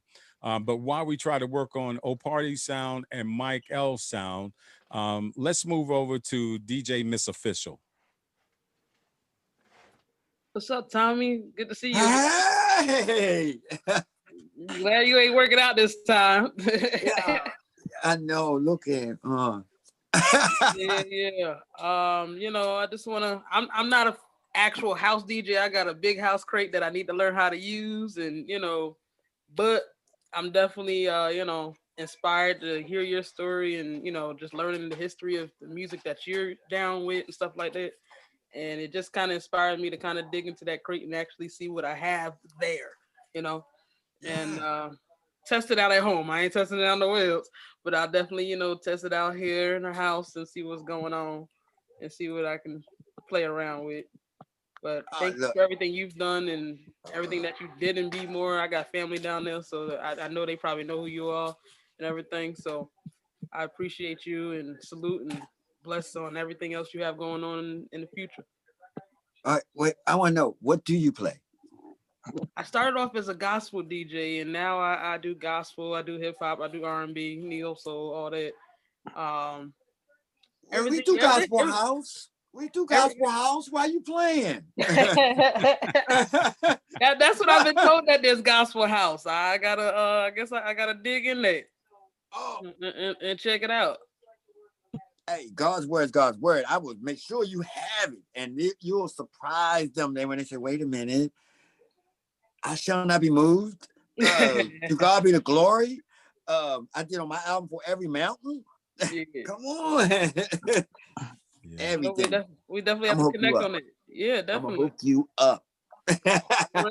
Already. Thank you, sir. Bless you. All right. So DJ Queen B said this was awesome and very inspiring. Unfortunately, she has to leave. She had a great night with everyone, and she says peace and blessings. And let's see, we got Jasia Gabin. She What? said she's glad to be here and congratulations. Hey, Um, that's my girl. yeah. So if DJ Sega is here, we'll go ahead on and pull him in. I sure am here. Hey. Mr. Tommy Davis, you goddamn legend, you. Man, first of all, let me properly introduce myself. My name is Rob. Everybody calls me DJ Sega. I make club music, have been doing it for 16 years. I've done 2 tours in Australia, 3 tours in Japan. I've been all around the world, all off of the club music that I make because I just love club music that much. If it wasn't for people like you, if it wasn't for you and Neil, people like me wouldn't exist. Club music wouldn't exist. Some of my favorite songs, some of my favorite genres would not exist. So first and foremost, thank God and thank you. Thank you for pushing forward. Thank you for not giving up. And thank you for keeping God first, because I know firsthand, with God as your manager, everything you touch turns to gold. Anything you say becomes manifested, the whole 9 yards. I've done some gospel club recently, actually. 2 of my parents were choir directors.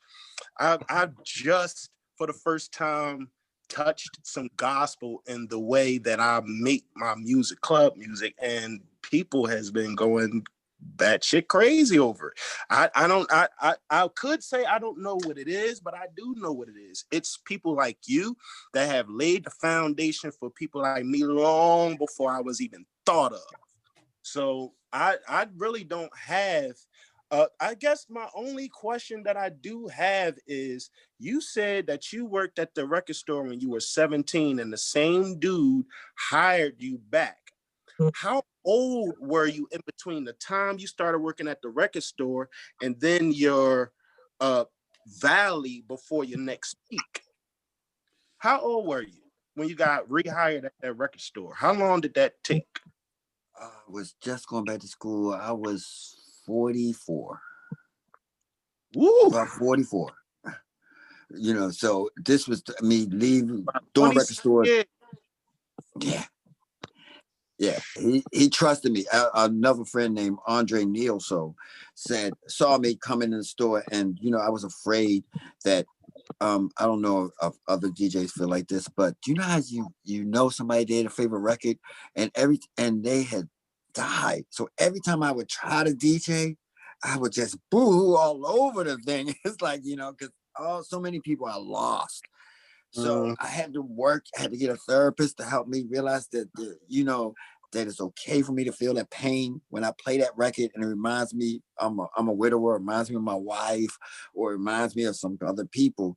So when he hired me back, he saw a man that was fearless. I'm like, all right, I'm going to go back in here, and it's okay. I'm going to cry, and I still do. I still cry over records. It just reminds me of people. So yeah, his name was Bernie. I would probably still be with him, but he died in a car accident. Yeah, I know. Because I'm a huge fan of club music. There's a lot of names that I know of in my database. You're definitely one of them. Bernie's. I know Technique. I've met a lot of people throughout the years. Clubs. K-Swiffing. Rest in peace to her. Her last DJ set was actually right before my DJ set at Artscape in Baltimore. I'm from Philly, so okay. I'm like a Baltimore adoptee. But I gotta tell you, I love your music. Thank you for paving the way for people like me, because if it wasn't for you, I would not exist. I just started making house music under a different moniker. I ain't gonna say what the moniker is here. But I'm send it to me. Hey, hit me private. I mean, I don't like my email getting that crashed out, but if somebody want to do it, because I get demos constantly. We run 2 labels, and I'm not. I can't watch the email like that. But I want them gospel Baltimore club records, man. I will bang them until half my set is gospel, man. I can't help it. It's emotional, and it doesn't make a difference what kind. You know what I mean? If it got a beat, it does make a difference. Well, I actually just started doing a show where I broadcast live on Twitch. I call it God Complex, and I pretty much play house music, club music, but mainly it started out just to promote that EP. I call it the Revival EP. and it's just 4 songs. I channeled my church background and my parents' choir directing and my music, all of it into that EP, and you could feel it. You could definitely feel it, and I would love to send it to you. I'm not one of those people. I know a lot of people just like you, but I don't like to reach out to nobody. People will tell you I like to reach out to nobody, because I know what it's like to get bombarded full of so many people and so much shit that it becomes foggy to be able to tell who's who. But great frequencies recognize frequency. So I'll find a way to get it to you, but I don't want to take up too much of your time. I just wanted to say thank you. Thank you. That's all. I'll tell you what, Too, Neil, I will hunt you down if I don't get those records. You wouldn't be the first, I'll tell you that shit. If you want me to go on Bandcamp, I will go buy it. I understand it's a business. I will go buy it if it's on Bandcamp. I'll send you a code. Don't worry about it. The code on Bandcamp though. I got you. Thank you. All right, so that was DJ Sega, and we got Jasia Gabin here. We're calling her, but then she's also Swift set that night was epic. And we're gonna, if she is available, she can come on now. I will unmute, but I am over here shucking corn because that's just what I do. But I am so excited to be here just to sit and listen at the foot of the masters, Thommy, since my day one. You've always been true and genuine, and I just appreciate you. And I appreciate the connections that you helped me forge in the house community and beyond, in our epic conversations and our text messages, etc. Each one of us who's on here is connected. And I'm amazed always at how Baltimore is just so connected and even beyond. But the 6 degrees of separation is really more like 1 or 2. So I want to say thank you to each one of you DJs, whether you've done a live set, whether I've gone ahead and supported you throughout the years. You all have given something to me, to us, to the world. And you all are essential workers. I just want you all to think about that. And what I say to Thommy is from my heart, and I appreciate just even the opportunity. OPG, thank you for posting it on your page to let us know to jump over here. So I'm going back on mute. I'm going back to the corn because that's what I do. Talk to y'all soon. Gotcha. Thank you. You know I love you. Hey, you get the best hugs ever. And she's a true supporter. I mean, I'm not fronting y'all if y'all think I'm just preaching or I'm love monster. Actually, I realized that most people want to be loved and they're just afraid to. And sometimes you gotta be the first one, and they give it back. I mean, I walk around with a bucket and they just say, "I trust you. Here's the money." And that kind of thing in humanity is kind of gone. We don't trust the news. We don't trust the Republicans. We don't trust the Democrats. We don't trust the media. Well, if we don't hold on to this, we don't have nothing. Yes, sir. You're right about that. Let's go back and try to connect with old party girl again. Let's see if she can unmute and we can hear her voice. Oh, nothing. We still can't hear you. I don't know what is going on, but you know what? I'll tell you what. Can you type in your question if you have a question? Type it in the chat, and I'll make sure I read it to you. Read it to him, and that way we can at least have that interaction there. That's weird. Yeah, I'm on the mics. That's weird. What we can do is at this point is let's move over to DJ Dave G. Dave G. Dave G. All right, he just bent over and did. Oh, there he is. All right, sir. Hello, Mr. Thommy Davis. Hey, what's up? Hey, what's up, man? How you doing, brother? Man, I'm just glad to be. I love these things where I can talk and not just put on headphones. Okay. Kind of a funny story that you just made me think of when you started talking about gospel house and how religious it is and all that. I used to work at a church in D.C., Metropolitan Baptist Church, and I used to mix. I'm a sound engineer by training and a DJ, but so I used to mix the services for the recordings, and then there was someone else that mixed in the sanctuary. So one of the people was this young lady who was like the fourth or fifth drummer, so she never got to play during the service. So she wanted to learn about sound engineering. So I, taught her the ropes and let her have at it. It's a good place to learn, in a church because people aren't going to be too stressed out about, you making mistakes or all that kind of stuff.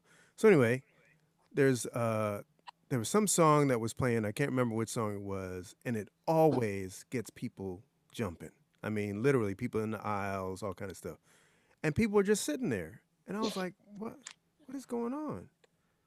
So I ran upstairs into the sanctuary, and this young lady had basically had nothing but the choir mics up. None of the band. It's a Baptist church, so the band is kind of rocking. So I was like, well, why did you do that? And she said this other guy told her, well, if you can hear it in the house, you don't need to put it in the sound system. And I was like, oh, well, that's not really true.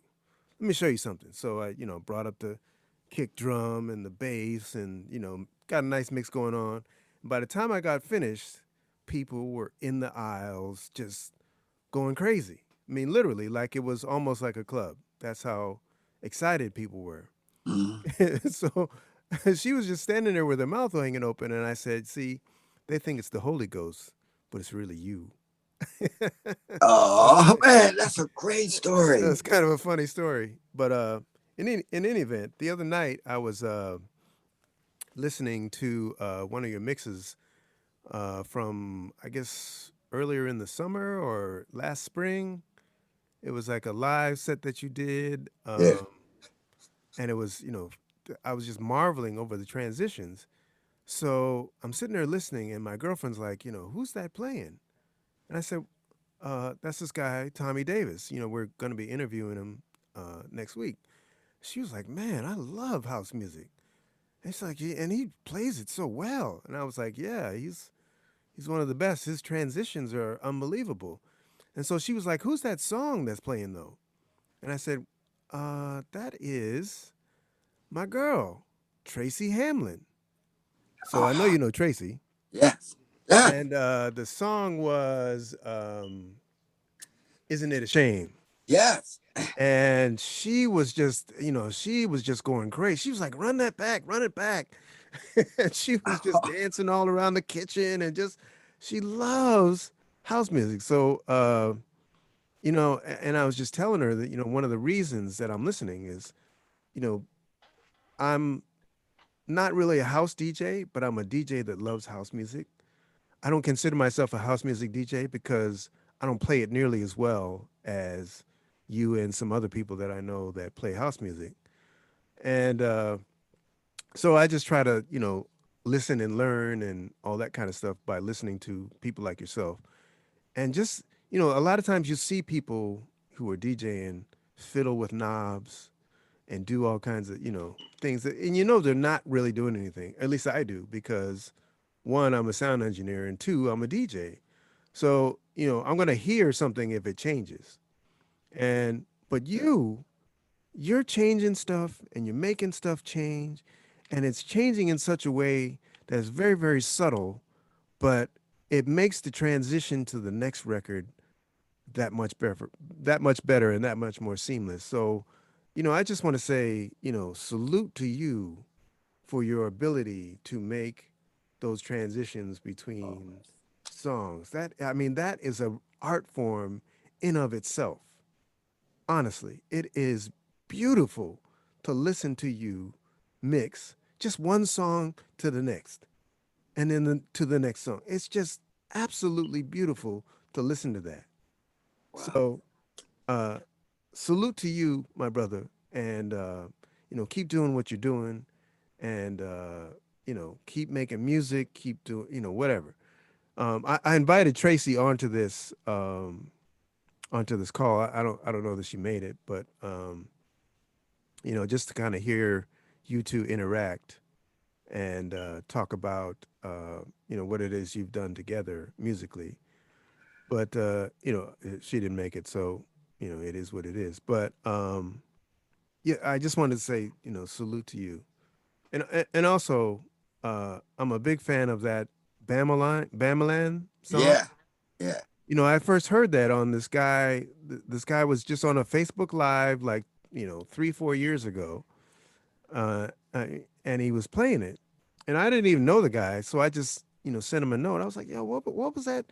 What was that Bamalang song? You know, how can I get that?" And he was like, "Don't tell nobody I did this," but he just sent it to me. Uh, So now I have it in my collection. So I honestly don't remember his name, so I couldn't even dime him out if I wanted to. But um, you know, just again, salute to you for, you know, doing what you do, taking DJing and making it into an art form, or raising it to a different art form. Um, I just want to say salute to you for that. I appreciate you. oh man.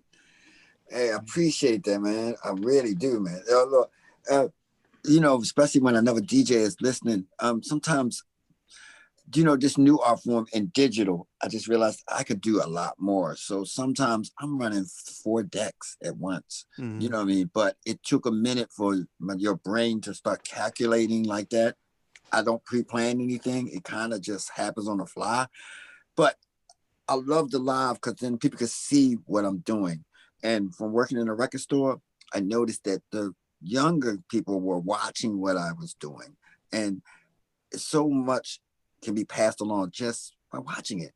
You Yeah. know what I mean? So I'm just passing it on to someone else to attack the theory of music, of concept of song, um, like I mentioned earlier, oh, you can't sync. Like, yeah, when you try to juggle 4 decks on a whim, Yeah. it's Yeah, right on a no whim. doubt, It's no doubt. not.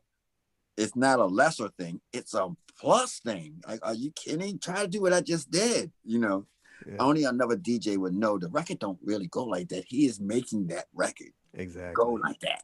Yeah. Exactly. Cool Exactly. beans. Quick All quick right. question. I kind of came in late. What record store was that you worked at?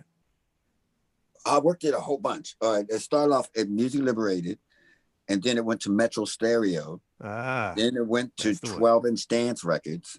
Okay. Then it With also Resh. did, yes. Yeah. And I first started off in I used to DC practically live in that store, man. with With Sam and Resh Sam, and yep, Mandrill. Right. and I mean, Mandrill, rest in peace, Sam. You know, and Mandrill. then I went back, then 12-inch in Baltimore Hmm. and Universal. I did almost every record store I could possibly do. Hmm. You know, uh, I decided very, very young that I didn't care about a retirement plan. I mean, it's kind of stupid, but I didn't. I wanted to just do this. So that's what happened. Cool Well, beans. thank you. I appreciate that. That's some more knowledge right there for sure.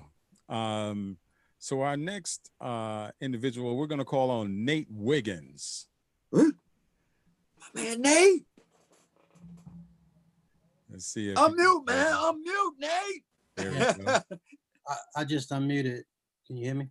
Yes, we Yes, I got you. can. No, my video's still muted. Trust me, you wanted to stay that way. Tommy, No. nah, man, I'm not gonna do that. I never done a Zoom before, and I'm not gonna write up. Only here because you here, Tommy. Oh man, My wife, appreciate that. my wife do Zoom. Yeah. My wife do Zoom every week with the family. I don't be there for that. So I'm right here when Tommy when Tommy said you get to talk to him, I'm there. Oh man, it's great. Yeah, it's great to hear you. I would be nice to see you. You watch me every week. I mean, for those you know, Nate is like always the first person I talk to after the show is I talk to him. He's like, "Yo, that was good. Is that? It's good to have friends that you know can constructively just say, hey, you was feeling it, or hey, you need to get a longer headphone cord before you choke yourself or whatever." Nate is that guy, man. I love you, man. Yeah, Tommy, we was talking about them wireless headphones. I should, you're the expert. I should just shut up about that. Man, it's good hearing your voice, man.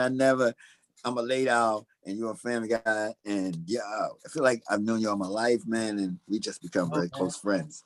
Thing is, man, you know, I'm from West Baltimore, White Lock, and all that crap, Linden Avenue. And I don't know if y'all could hear me real good, but Uh, man, I mean, Mondawmin Mall, man, that was our spot. I mean, that record store where you worked at, we shot there.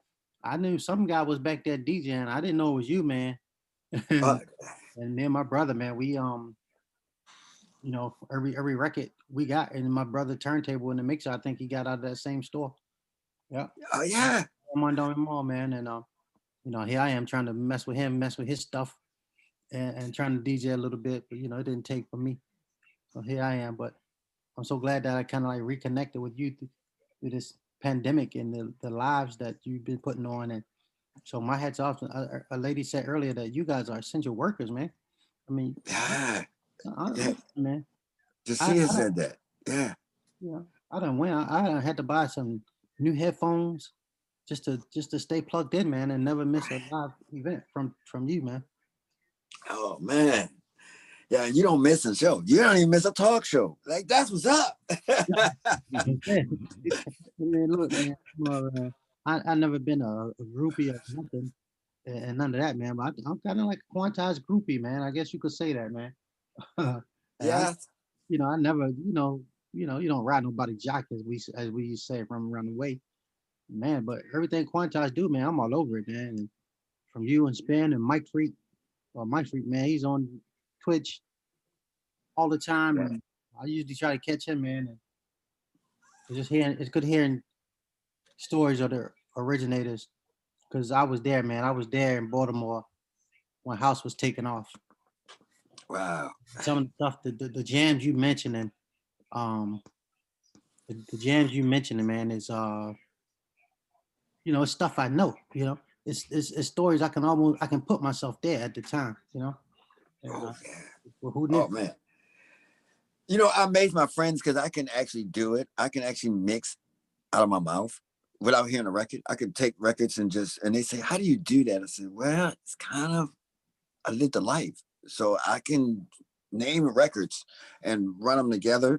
So when I play, I'm not really thinking, I'm just kind of reacting. And when it's somebody that's from where I'm from, it's easier. And like you're from Baltimore and you remember those records, it's a better connect. But it's no different for a new person that never heard the sound of a. Um, I'm not going to say much about this. The sound that I do and that Spin does and charisma and technique, it's a juggle sound. It's not better than any other sound. A selector, but we like this kind of loopy, creative kind of sound, and it takes a lot of effort, a lot of rehearsal, and a lot of playing. But I'm honored to always just do it in front of them and watch other people say, "Wow, I've never seen that before." And when I have friends like you, Nate, that constantly say, "Wow, that was great," it makes me feel like, okay, all right, cool, as long as it came across right. Cool beans. That's all right there. Wow. Hey, can I say something? Hold on, Dre. All right. Hold on one second. So our next individual is Scoob.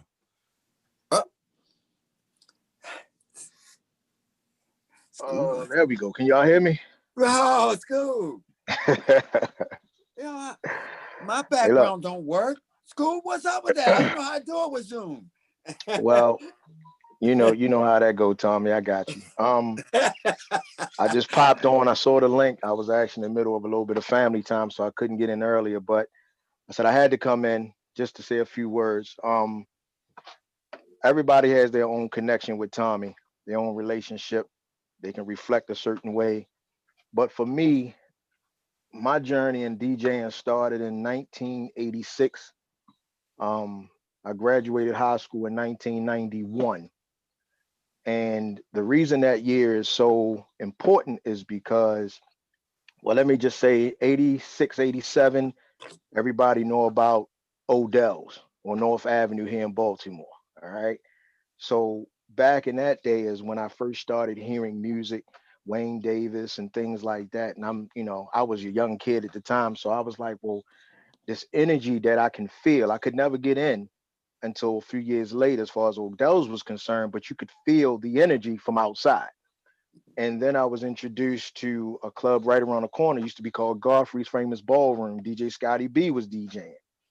And from that club, a friend of mine told me about Club Fantasies, which was, not too far away. So that was my first time getting into the club scene. Well, in 1991, Fantasies closed down, and in 91, Paradox opened up. And that warehouse birthed so many careers. Baltimore Club was pretty much birthed inside of Paradox as well. I met Thommy, Teddy Douglas, Spin, Charisma, Ultra Nate. The list goes on and on and on and on. And I fell in love with house music because of the energy. And also, what y'all see from Thommy now is not an act. That is Thommy through and through. And for years, I would always see Thommy and ask him questions and talk to him, and he would stop whatever he was doing and would literally talk to you in the middle of the club. That's just how he is. And from then to this day, I've always looked at him as a big brother, a semi uncle, if you would say.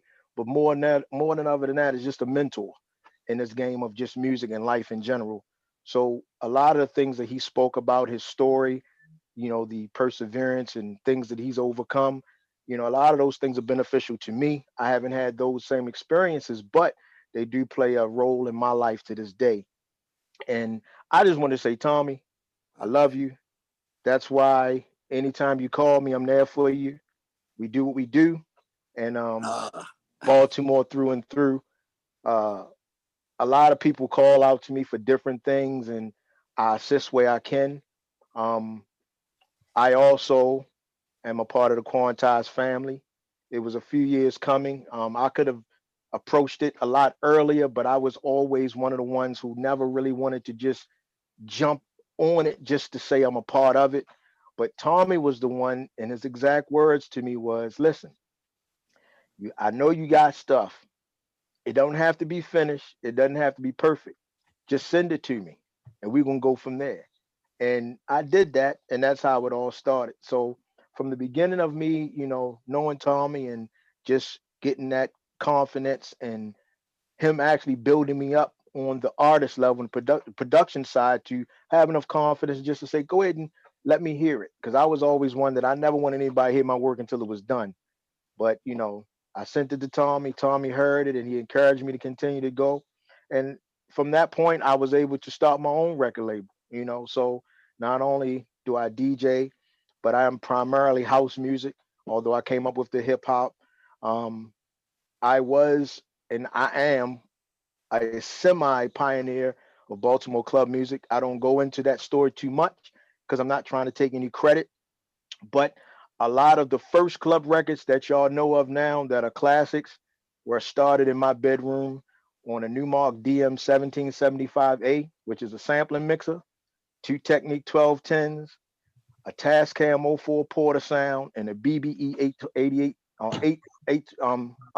882 stereo mode. That's what we first started using. So I come from that era, the club music, music liberated, Metro sounds, Howard Street, all of those things is just listening to everybody talking. I'm like, man, that's my life.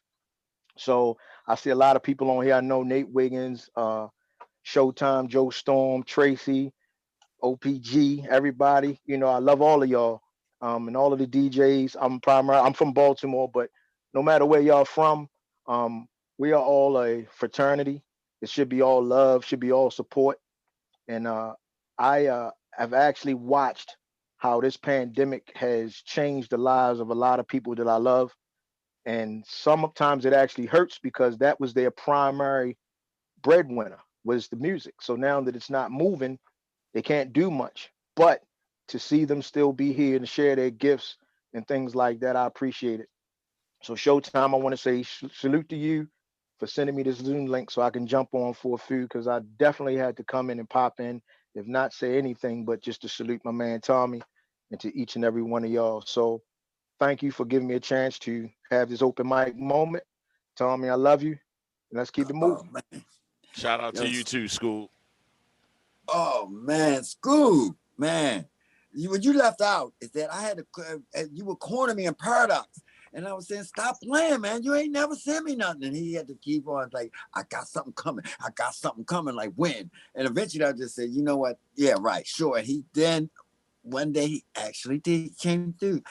You know, I was playing Big Brother, you know, leaning on him like, yeah, right. You keep saying that every time, but I don't see what y'all see. I don't see myself as a legend. I don't see myself as something enigmatic or anything. I'm just Thommy. But other people do. And I got to remember that sometimes they stutter or they don't think, they make it feel like, I don't walk on water. I'm just a DJ. But Scoob, that story is, man, it's a classic. It's a classic. I'm saying that to anybody else on here. It's like, hey, if you're afraid, you'll never know. All I'm gonna do is tell you, is it for the label, it's not for the label, how you could better, or maybe you can't better, or it's not for me, or it is for you. I know somebody is for, you could try it over here. That's all I'm gonna do. I can't, if I don't share it, what's gonna happen? I gotta give it away. I feel you on that, man. I really feel you on that. Hey, I see y'all with Charisma. Charisma is not an interview talk guy like that. He is, he is, you know, he will talk, but yeah, you know, maybe I should ask him, because in pandemic, we all have been humbled. Whereas things that we didn't do, I'm we're glad likely you to said do. it, Thommy. I just talked to Charisma the day before yesterday, and you're absolutely right. The interviews, that's not his thing. No. But he's doing good, though. He's doing good. Okay, that's good to know, man. Shout out to him. So our next, I want to go back to Tracy. She says she had a quick question. Ooh. So let me, Hi. already ready to unmute. Hey, Thommy. Hey, Sa. I'm in a dark room. I don't want anybody to see me and my hair's messed up. But anyway, I just wanted to say something as far as Thommy is concerned. I've been a big fan for a very, very, very, very, very long time. He's my favorite DJ. He's one of my favorite people, and he inspires me so much. And he always, always, always supports me. And when you guys were talking about what Thommy does to like the sound and the records and things of that sort, I gave it an adjective. It's called Thomicized. I used to ask him all the time, is this really the record or is it you Thomicizing the record? And he's like, oh, well, so that means that the record is Thomicized. So I love Tommy's energy. I love everything about him. It's like, once you get in Tommy's presence, it's kind of like you have no other choice but to like change. And I have to thank you for just everything. I was one of those background people, and then I started helping him out with Collective Minds. And he was like, no, you have to go up front. You have to talk. You have to this, you have to that. I don't want to do that. I do not want to, I'm a background person, State. You keep me back here. But I'd like to thank you for pushing me out towards the front. Really. Yes.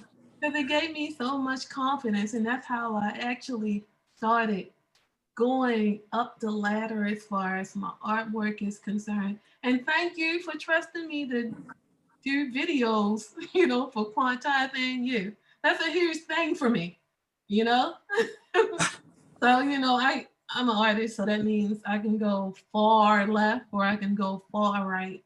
So I just like to thank you for just trusting me. That was it. And Tracy, y'all can do homicides. Oh, Tracy, the blanket came. I mean, the throw came. Oh my God. Did you read it? Yes. Oh.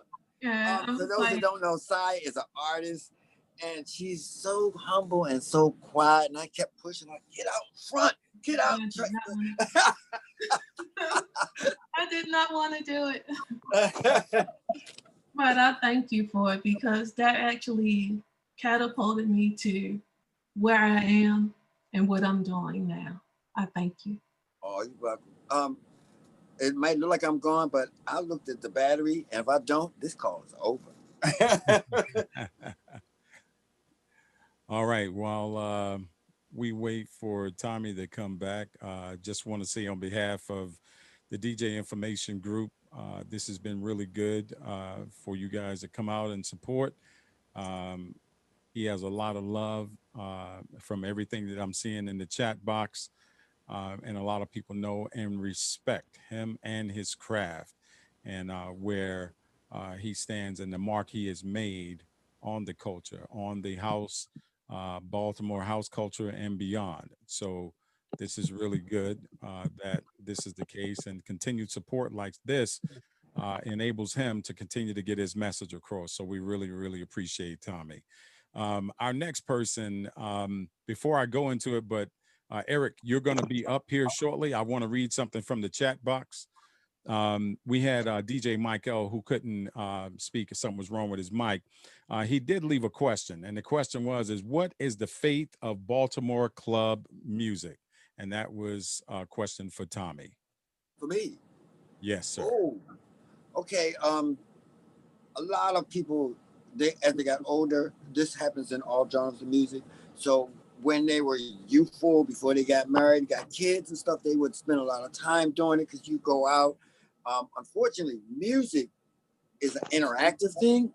So if when you stop going out, you're not mutating with the sound.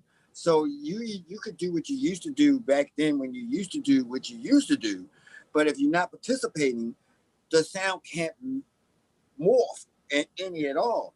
So to test that, and I love the sound of Baltimore Club. I did this record called Mars Need Women. This record was straight Baltimore, just Zulu drums, you know what I mean, and on top of it, and it went international. So I think what people, it's not dead. It's just, and when Class did the Ish and all that kind of stuff, so it's not dead. It's just that Baltimore people are like kind of like New York a little bit. They want to have something, but they want to be the only one with it. It's like, how does that make sense? Well, yeah, that's my new record. I can't give it out. Like, well, what is it going to do if you don't? If the next DJ across the street can't play it? You know, Bandcamp is a great format, but you can't sell everything. DJs are promoters. So you need to give it to the DJs and ask them, don't give it away to a lot of other ones. But that's the great way that music gets out. I'm a fan of the original Baltimore club sound, but that's only because that's the only one I understand. But it can happen again. We're going to see it with Samir and with Class and with some Scotty B does a lot of international, just like Sega and some other ones. So it's just a matter of y'all applying to Recording Academy and eventually making your stuff be noticed. You know what I mean? It was a great article in Baltimore. It's a Baltimore magazine. It was a complete Baltimore club spread, and I was so honored that I knew most people on there. Cool beans, cool beans. I got a couple more, and then Eric Washington is going to come to from Danny T. He said, "Salute, Thommy. I am from DC. House music was new to me. I was doing sound the first time I saw you, and I was in awe. How you captivated the crowd." Then DJ Michael Lee said, "Thommy Davis, I'm proud of you, my brother. Thank God for you have been reconstructed. Detroit love." So now let's turn it over to Eric Washington. Unmute yourself, bro.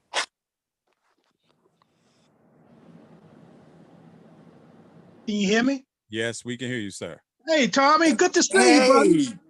You probably don't remember me. I'm just your age, too. But we go way back, Thommy, way back when I first got into the DJ thing. And I used to talk to you all a lot of times. I used to talk to you. And I think at the time when you was making your transition, coming out the scene, some of the stuff that you went through. And I remember talking to you and I say, just hang in there and trust the Lord. Then my second point that I want to make that how's your wife Sheila doing? I haven't seen her in a while. Me and her used to be graphic design artists in the same classroom together. And then I crossed over from a drummer, then I got into the DJ scene. Now I used to come to Music Liberated, Metro Music, and 12-inch records back in the day. I used to come there every Saturday morning. I saved my money up for the whole week. And during that time, I was only getting $25 for doing house parties. And I used to save my money up every week and just come down there and buy tons and tons of records from you. And then second, I don't know if you remember some of the records, Straight to the Bank. Yes. When You Wake Up Tomorrow at midnight and Express Yourself. And then this one really killed me when that record came out. Fuck this. Every time I walk down the street, somebody always asking for that and this and that. And when I ask you about that record, you say, oh, I got it. And I started loving that kind of music at that time. Now, I'm really not a house DJ, but I'm starting to get into the house. But I really love the gospel house music. And I'm just trying to find a little more. Now, I know about Track Source, and I think it was another record pool. But I'm trying to find a record pool where you can get a lot of the gospel house music from. There's some sites, man. I can't remember them offhand, but that call themselves the site. So if you just Google gospel house music, you'll see some of them that claim to distribute it, and they do a lot. Most of it is just years of collection, or just actually go to DJ Spin Show on Sundays. It's called Praise Pandemic. Bam, nothing but gospel house. Okay. More praise worship, hyper gospel. I mean, there's all, just like any genre. There's smooth gospel, you know what I mean? There's Methodist and there's Baptist, and then there's, all kinds. But if you want the energy, like they can fit in with your other stuff, you know what I mean? Like multi-genre, it's going to be probably more hyper or more of a song they'd already done, like I did For Every Mountain, or Boo Man did God's Got It, or Charisma did Work It Out. They just got more catchier beats, so people not even paying attention that they listening to a gospel record. They dancing to the grind. And then last but not least, Thommy, I just want you to know, you may not think that you are a legend, but you are a bridge builder, man. And your story really touched me because I learned a little more about you. But one thing I can always say, and I can tell this whole DJ community tonight, you always show everybody love, man. You always showed everybody love. Every time I talked to you, you always had something positive to talk about. And I knew at that time you was on something hot, man. And as I watched your journey, I'm telling you, man, you on fire. And it's all because of God, man. And like I told you when we had that conversation, trust him. Because that's what I'm doing. Every time I trust him and every time I turn around, man, he's just blowing my mind of the doors that he's opened, places that I never played, different DJs that I always wanted to meet that I never had a chance to meet. And now that we got this big Zoom and all of this stuff going, man, it's just mind blowing. And all I'm going to say, God's hand is on your life, man. Keep doing what you're doing. And you got more doors to knock down, and you got more people to teach. Wow. Cool beans. That's a powerful message right there, my man. I got to answer one question. I think I might have said it really fast. I'm a widower. Sheila passed in my first year of recovery. So 17 years ago, she passed in a terrible car accident, and it was a test. You know what I mean? And it's still, still such a tragic loss. A lot of people remember her from decorating Mondawmin or being beside me or alone. I first met her with Odell's Dancers, and I still miss her today. I'm not asking why anymore, but it's still a loss. So I know she can hear you. Thank you for sharing that, man. All right. And our condolences to you, my brother. Our condolences to you for sure. Oh, man. Thank you. And we have DJ Cool Dre, but I think he popped out. So we're going to move to DJ Chanel B.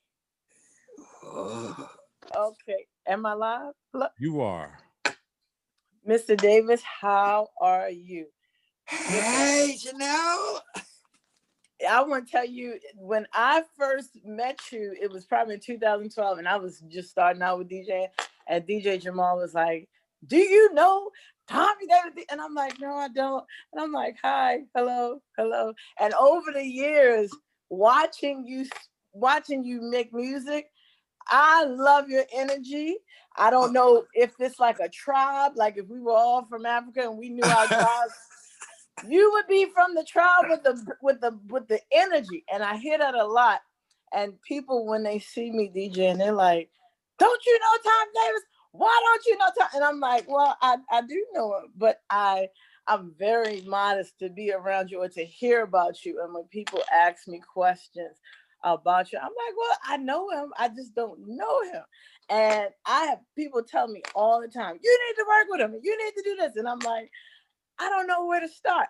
So let me tell you a little bit about myself. I'm from Baltimore, but my father is from Crown Heights Affair. And when his track came out, yeah, everybody in Baltimore sampled the track. Yeah. Unknown to me, all the DJs here knew about that. And when he passed in 2015, people were reaching out to me like, wow, this is your father. What are you doing? And I said, I wanted to sing in his honor. And I worked with the producers in New York, but I never worked with anyone in Baltimore on the house scene to try to recreate or to do things in his legacy. I've only DJed.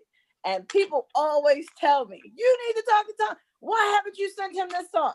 So the question I have, how does someone that doesn't know you personally get things to you to start that connection, you know, to give you that talent or to network in that kind of sense? You just did. Ah, right. And you know what's crazy? Nobody knows this, but over the quarantine, Lisa Mack, who I went to school with, if you're familiar with Lisa Mack, she came in town, and because we both went to Bowie, we both did the Wiz.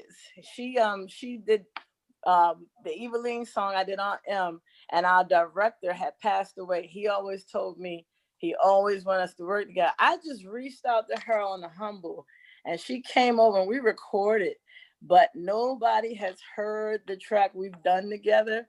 And the thing is, I've been told, people like, you need to reach out to Thommy Davis. And I'm like, I don't know. I'm not just going to slide in his DMs. Oh, man. Oh. This is the thing. Wait. You sing? Yes. Sing something, please. Just a little bit. Just. Let me see. That's a test to me. If you're a real singer. Do you want it on your rice and gravy? Do you want it on your biscuits, baby? Do you want it on your bento beans? Give it to me, give it to me, give it. 443-25.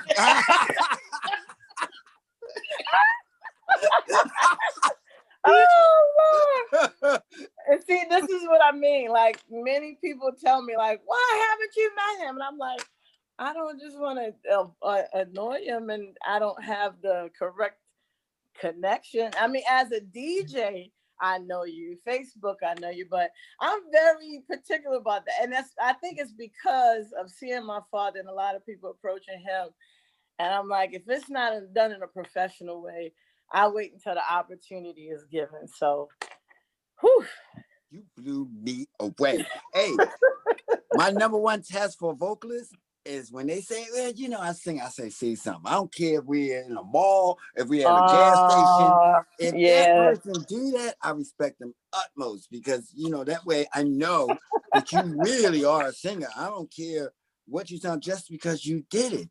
Yeah. And that, what was you singing? What was that? A piece of That was It's Love by Joe Scott. Oh, dude. That's a chill. I do that, and see, I do it with karaoke.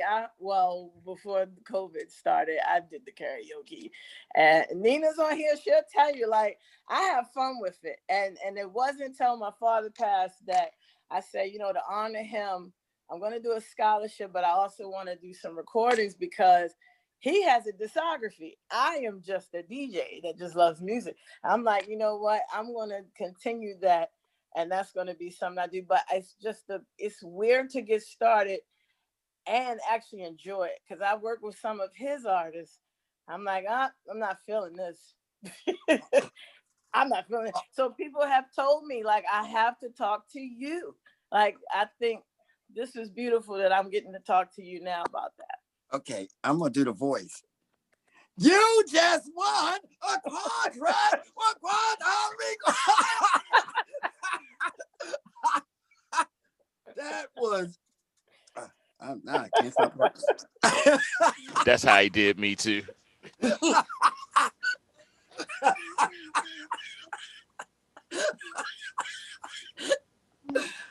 Girl, that you have an amazing instrument, and you got a beautiful spirit. And to me, that's more important. I have met vocalists or musicians or other people that I don't really want to work with. They don't know it because I'm not about negative energy. You know, one of the great thing about Quantize is we're multifaceted and you work with the best chemistry, and you just blew me away. So I'm not gonna put it in the chat only because I want you to directly call me. So Joe or Gerald, just give her my phone number. Yeah, whoever has, just give her my phone I number. shoot it to her. And just text me and say, hey, this is, you know what? You know what? Oh my God. You just got a deal with Puerto Rico. Because that is the best on the spot I've ever heard. Oh, thank you. And I do opera too. And if you ever want to do an opera track, please let me know. I've told some club producers, I said, because I'm from the club era. I'm like, I want to do some opera on a club track. Nobody done it ever. Well, I'm writing a movie, all right, right? Mm-hmm. And it's a tribute to the World Theater, and I need to figure out how to do it in pandemic. But hey, I'm doing a lot of stuff that, you know what? And I love somebody to think like the way you think. Yeah. There's nothing we can't do. Absolutely. I mean, thanks to the quarantine, I've been able to do some different things. And I know that the vocalists and all the singing has been one. So I look forward to it. Can you do me a favor? Mm-hmm. Can you sing that one more time? Because that gave me my life. Do you want it on your rice and gravy? Do you want it on your biscuits, baby? Do you want it on your black eyed peas?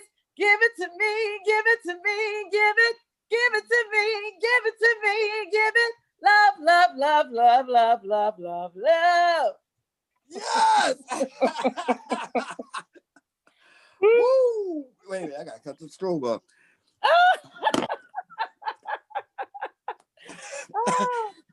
That was my version of Golden Ticket. I mean, that's how I'm excited about hearing a natural. You're a natural.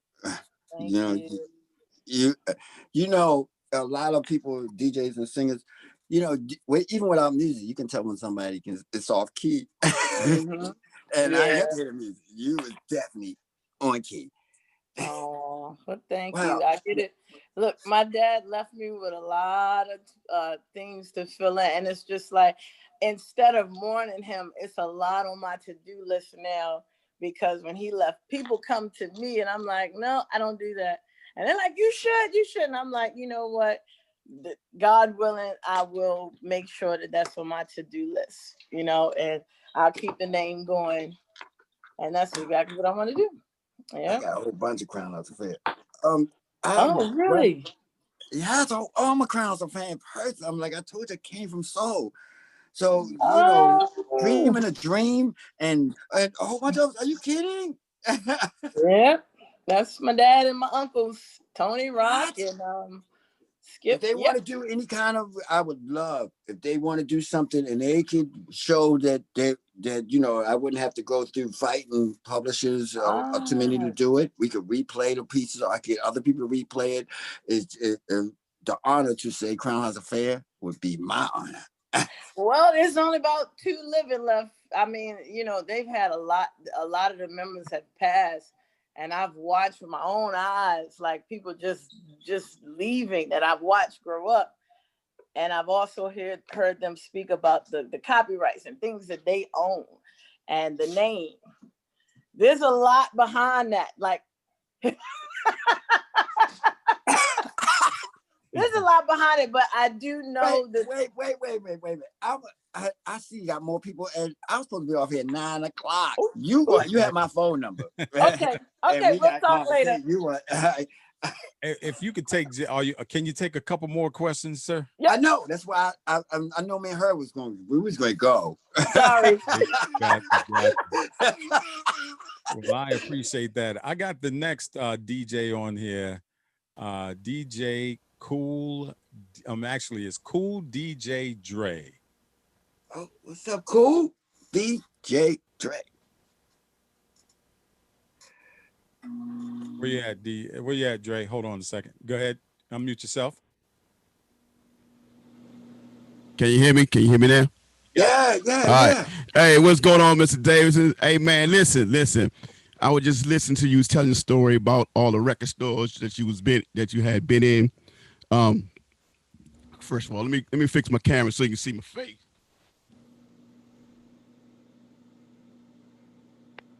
Yeah. So wait. Cool. Are you in a federal protection program? Nah, man. Nah. That was a good one, man. That's a good one. But listen, nah, man. Square business. I'm from DC, Washington, DC. You know, down here, we got the go-go thing going on. But check it out. I remember you, man. In 12-inch records when it used to be 12-inch. Then it was the DJ Hut and all that stuff. Yeah. And I used to come through there all the time, man. I used to see you and Sam, man. You and Sam used to exchange words and stuff. What was hot and what was not hot, and what you was going to make it hot. And I was always in the mix because I was always the head. In the back where you can listen to the records. And you had the headphones on, like I had one headphone tilted like this, because I was trying to listen to the conversation, because I know Sam, Sam's the man. So check it. So one day I was like, man, let me. I was invited to the Collective Minds. Mm-hmm. I was invited to the Collective Minds a couple of years back, and so.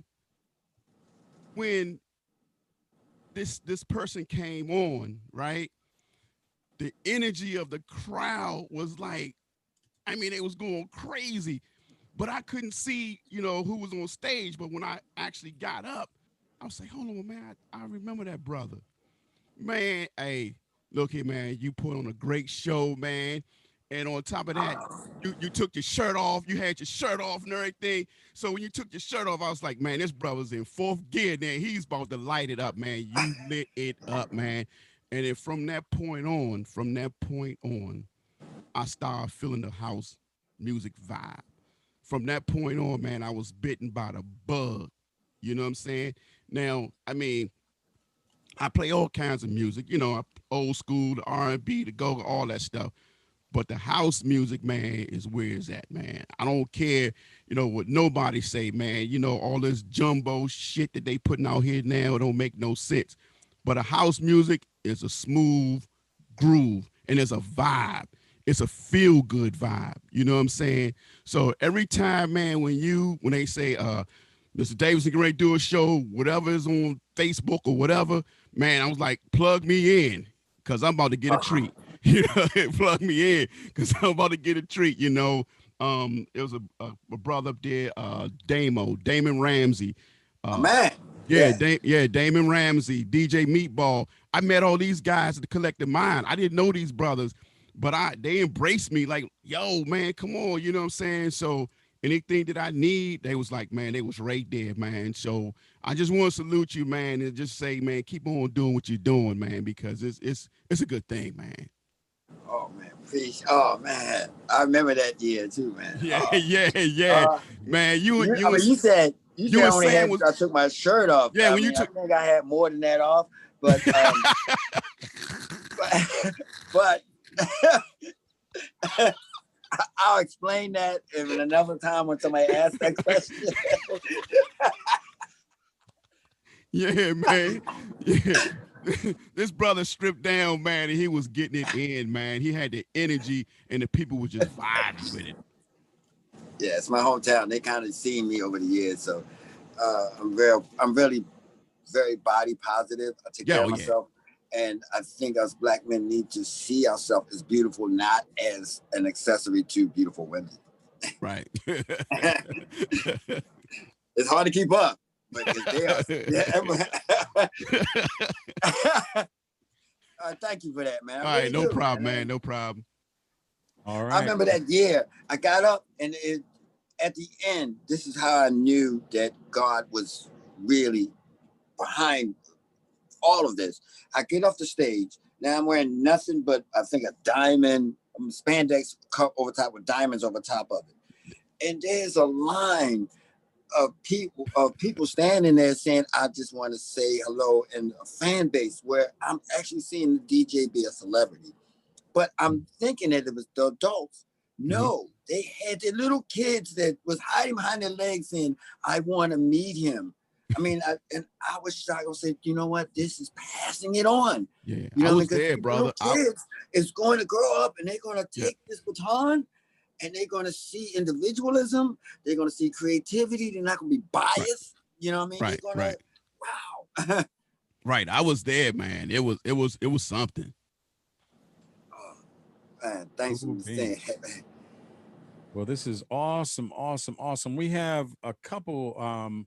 We got DJ Yoshi. I don't know if he's here. I see him listed, but I'm not sure if he's at his computer right now, but we'll give him an opportunity. Oh, yes, he is. There he is. DJ Yoshi, hold on one second.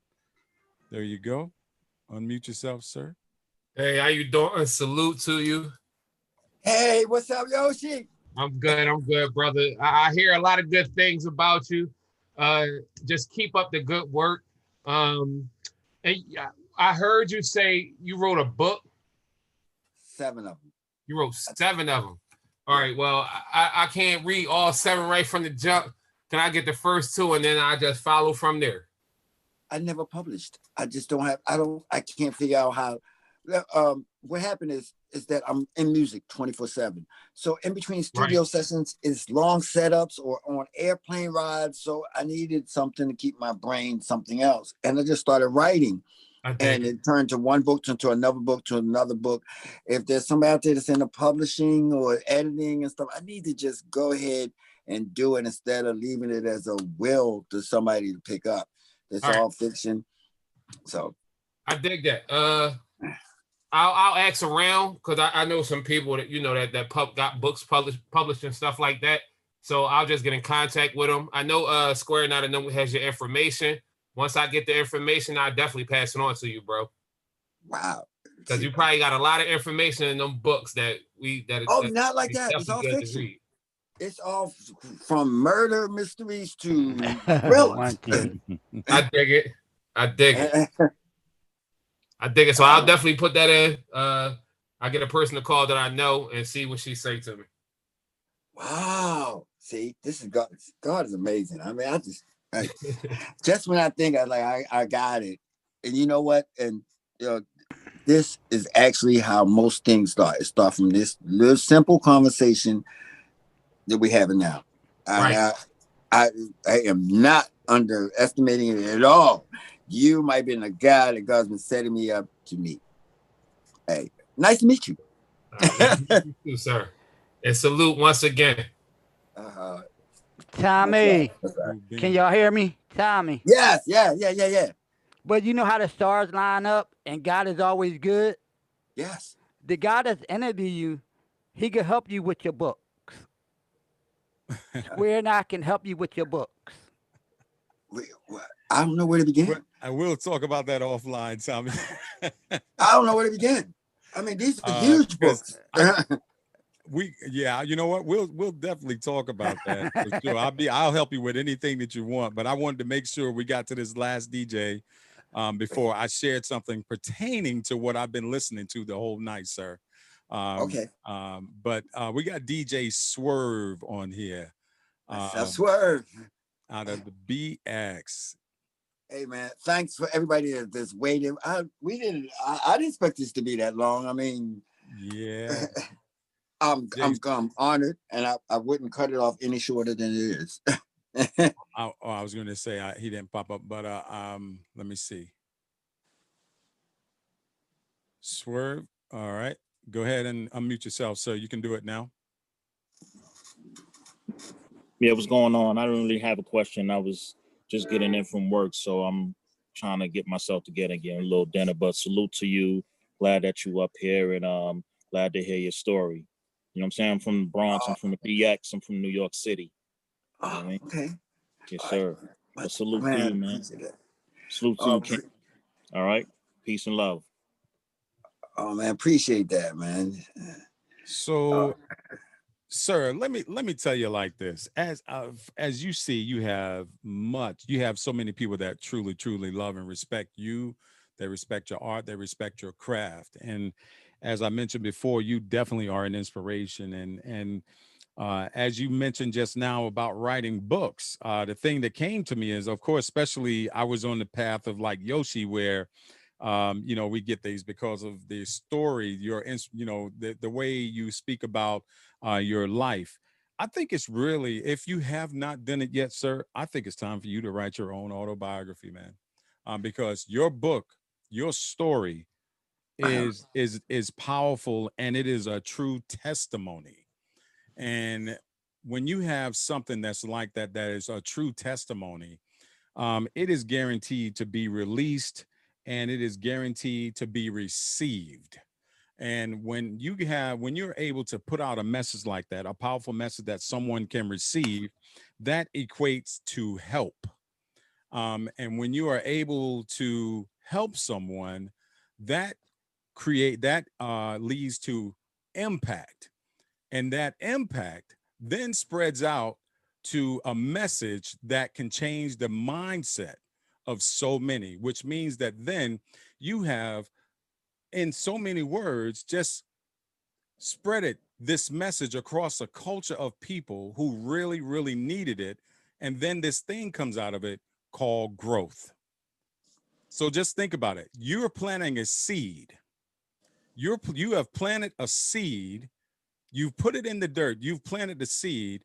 And as people are listening to you right now and are able to start watering this, they're going to treat that. They're going to water this. That's going out and purchasing your book. That's the water. Then they start reading it.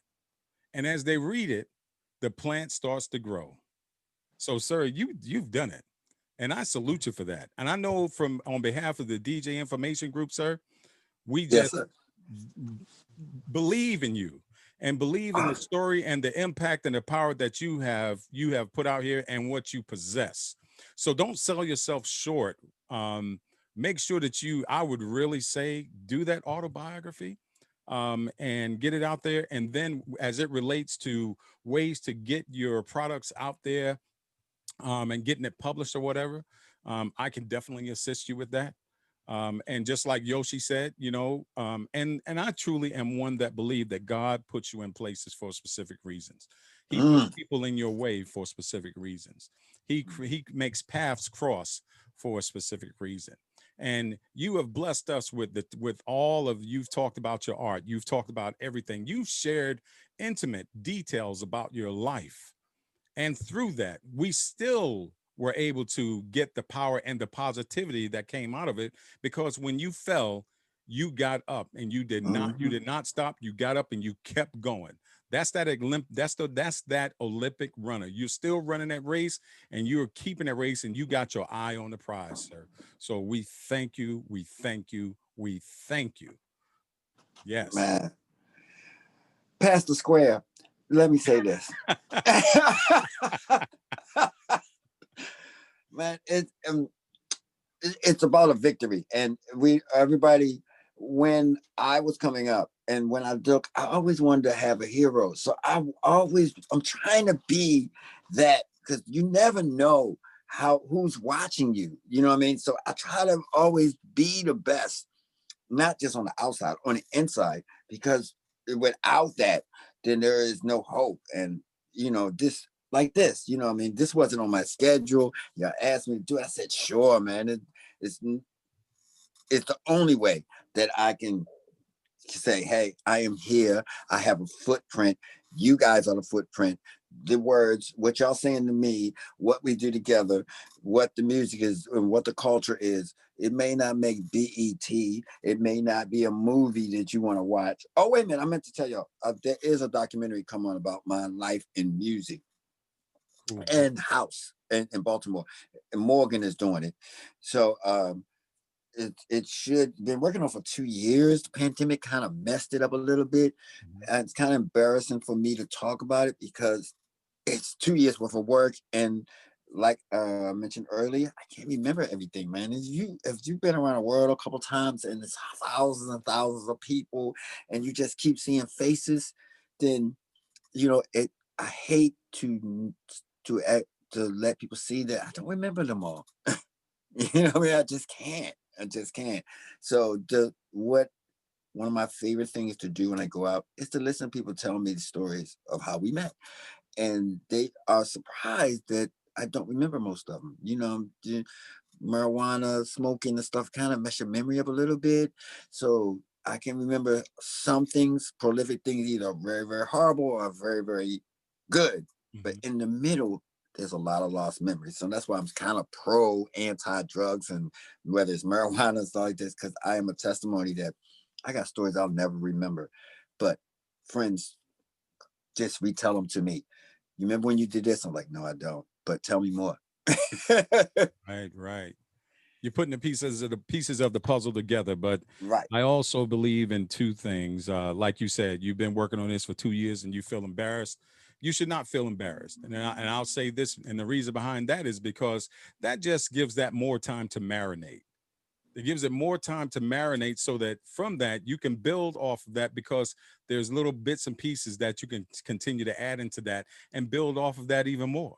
So just keep that in mind. Always, you are a very positive man. And what I really like, I can't help but go back to it. At age 62, you're bringing this to us at way better than some of these younger people are. So you're doing it, you're making it work, and you have done it. So always truly, truly believe in everything that you're doing. And you got a whole group of people behind you. You got a culture. You got a culture behind you, man. It don't get any better than that. You know what I mean?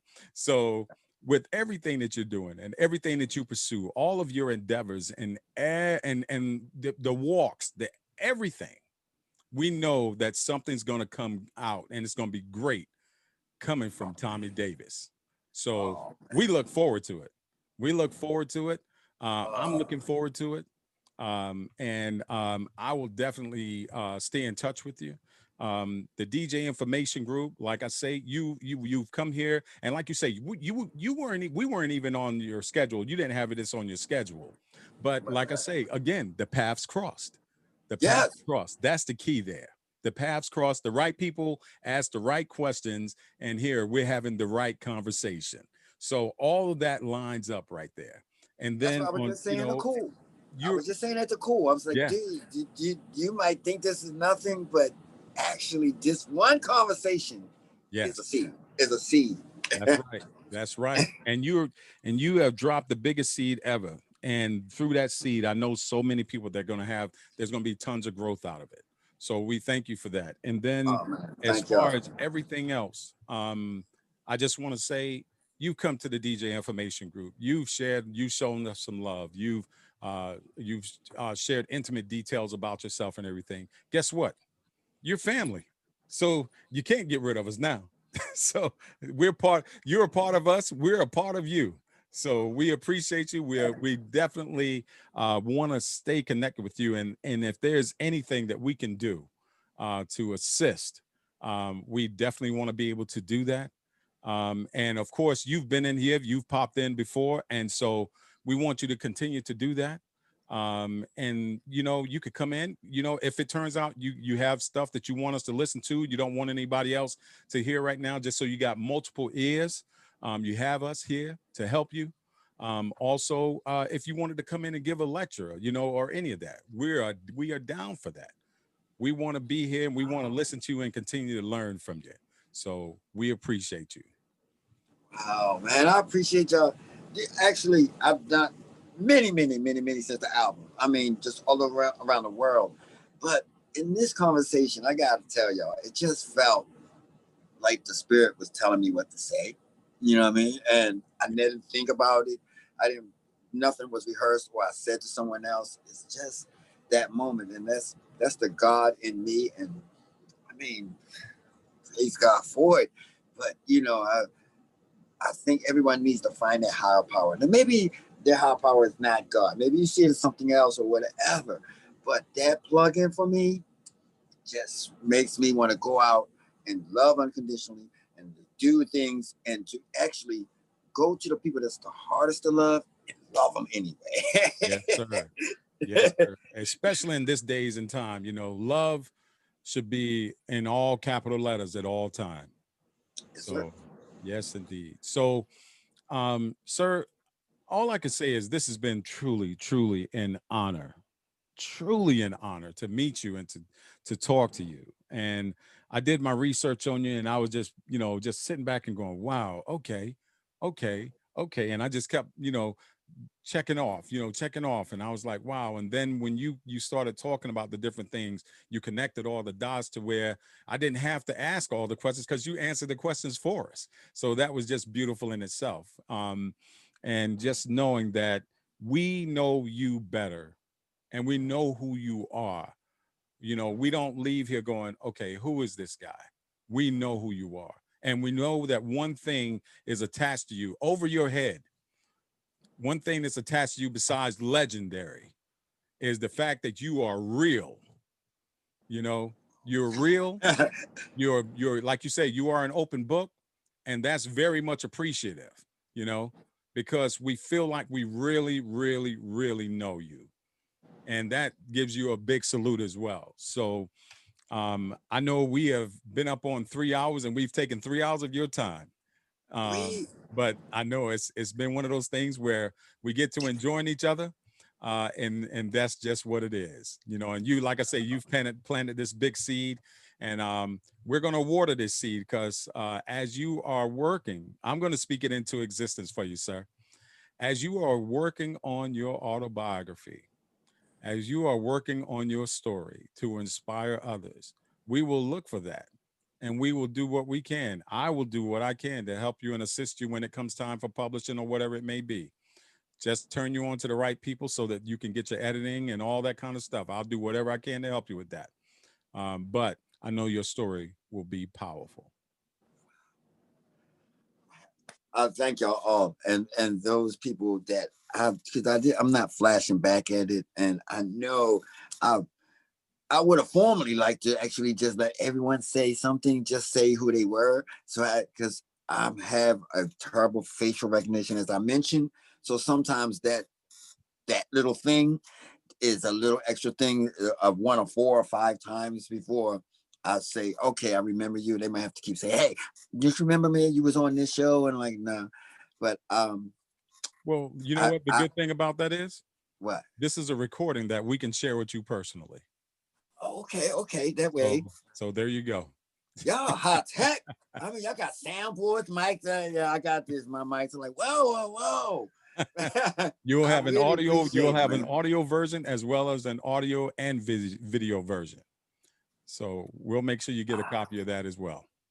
And I will be back. I will be back. There's some new tech, the DJ stuff that, nobody never asked me stuff, and I would love people to ask me like, how did you get there to do that? And what I'm thinking in, it's a musical concept that's mathematical, and I know it sounds a little bit above thing, but music is math, and if I could show more people the math of it, it would make their sets a lot better. Yes.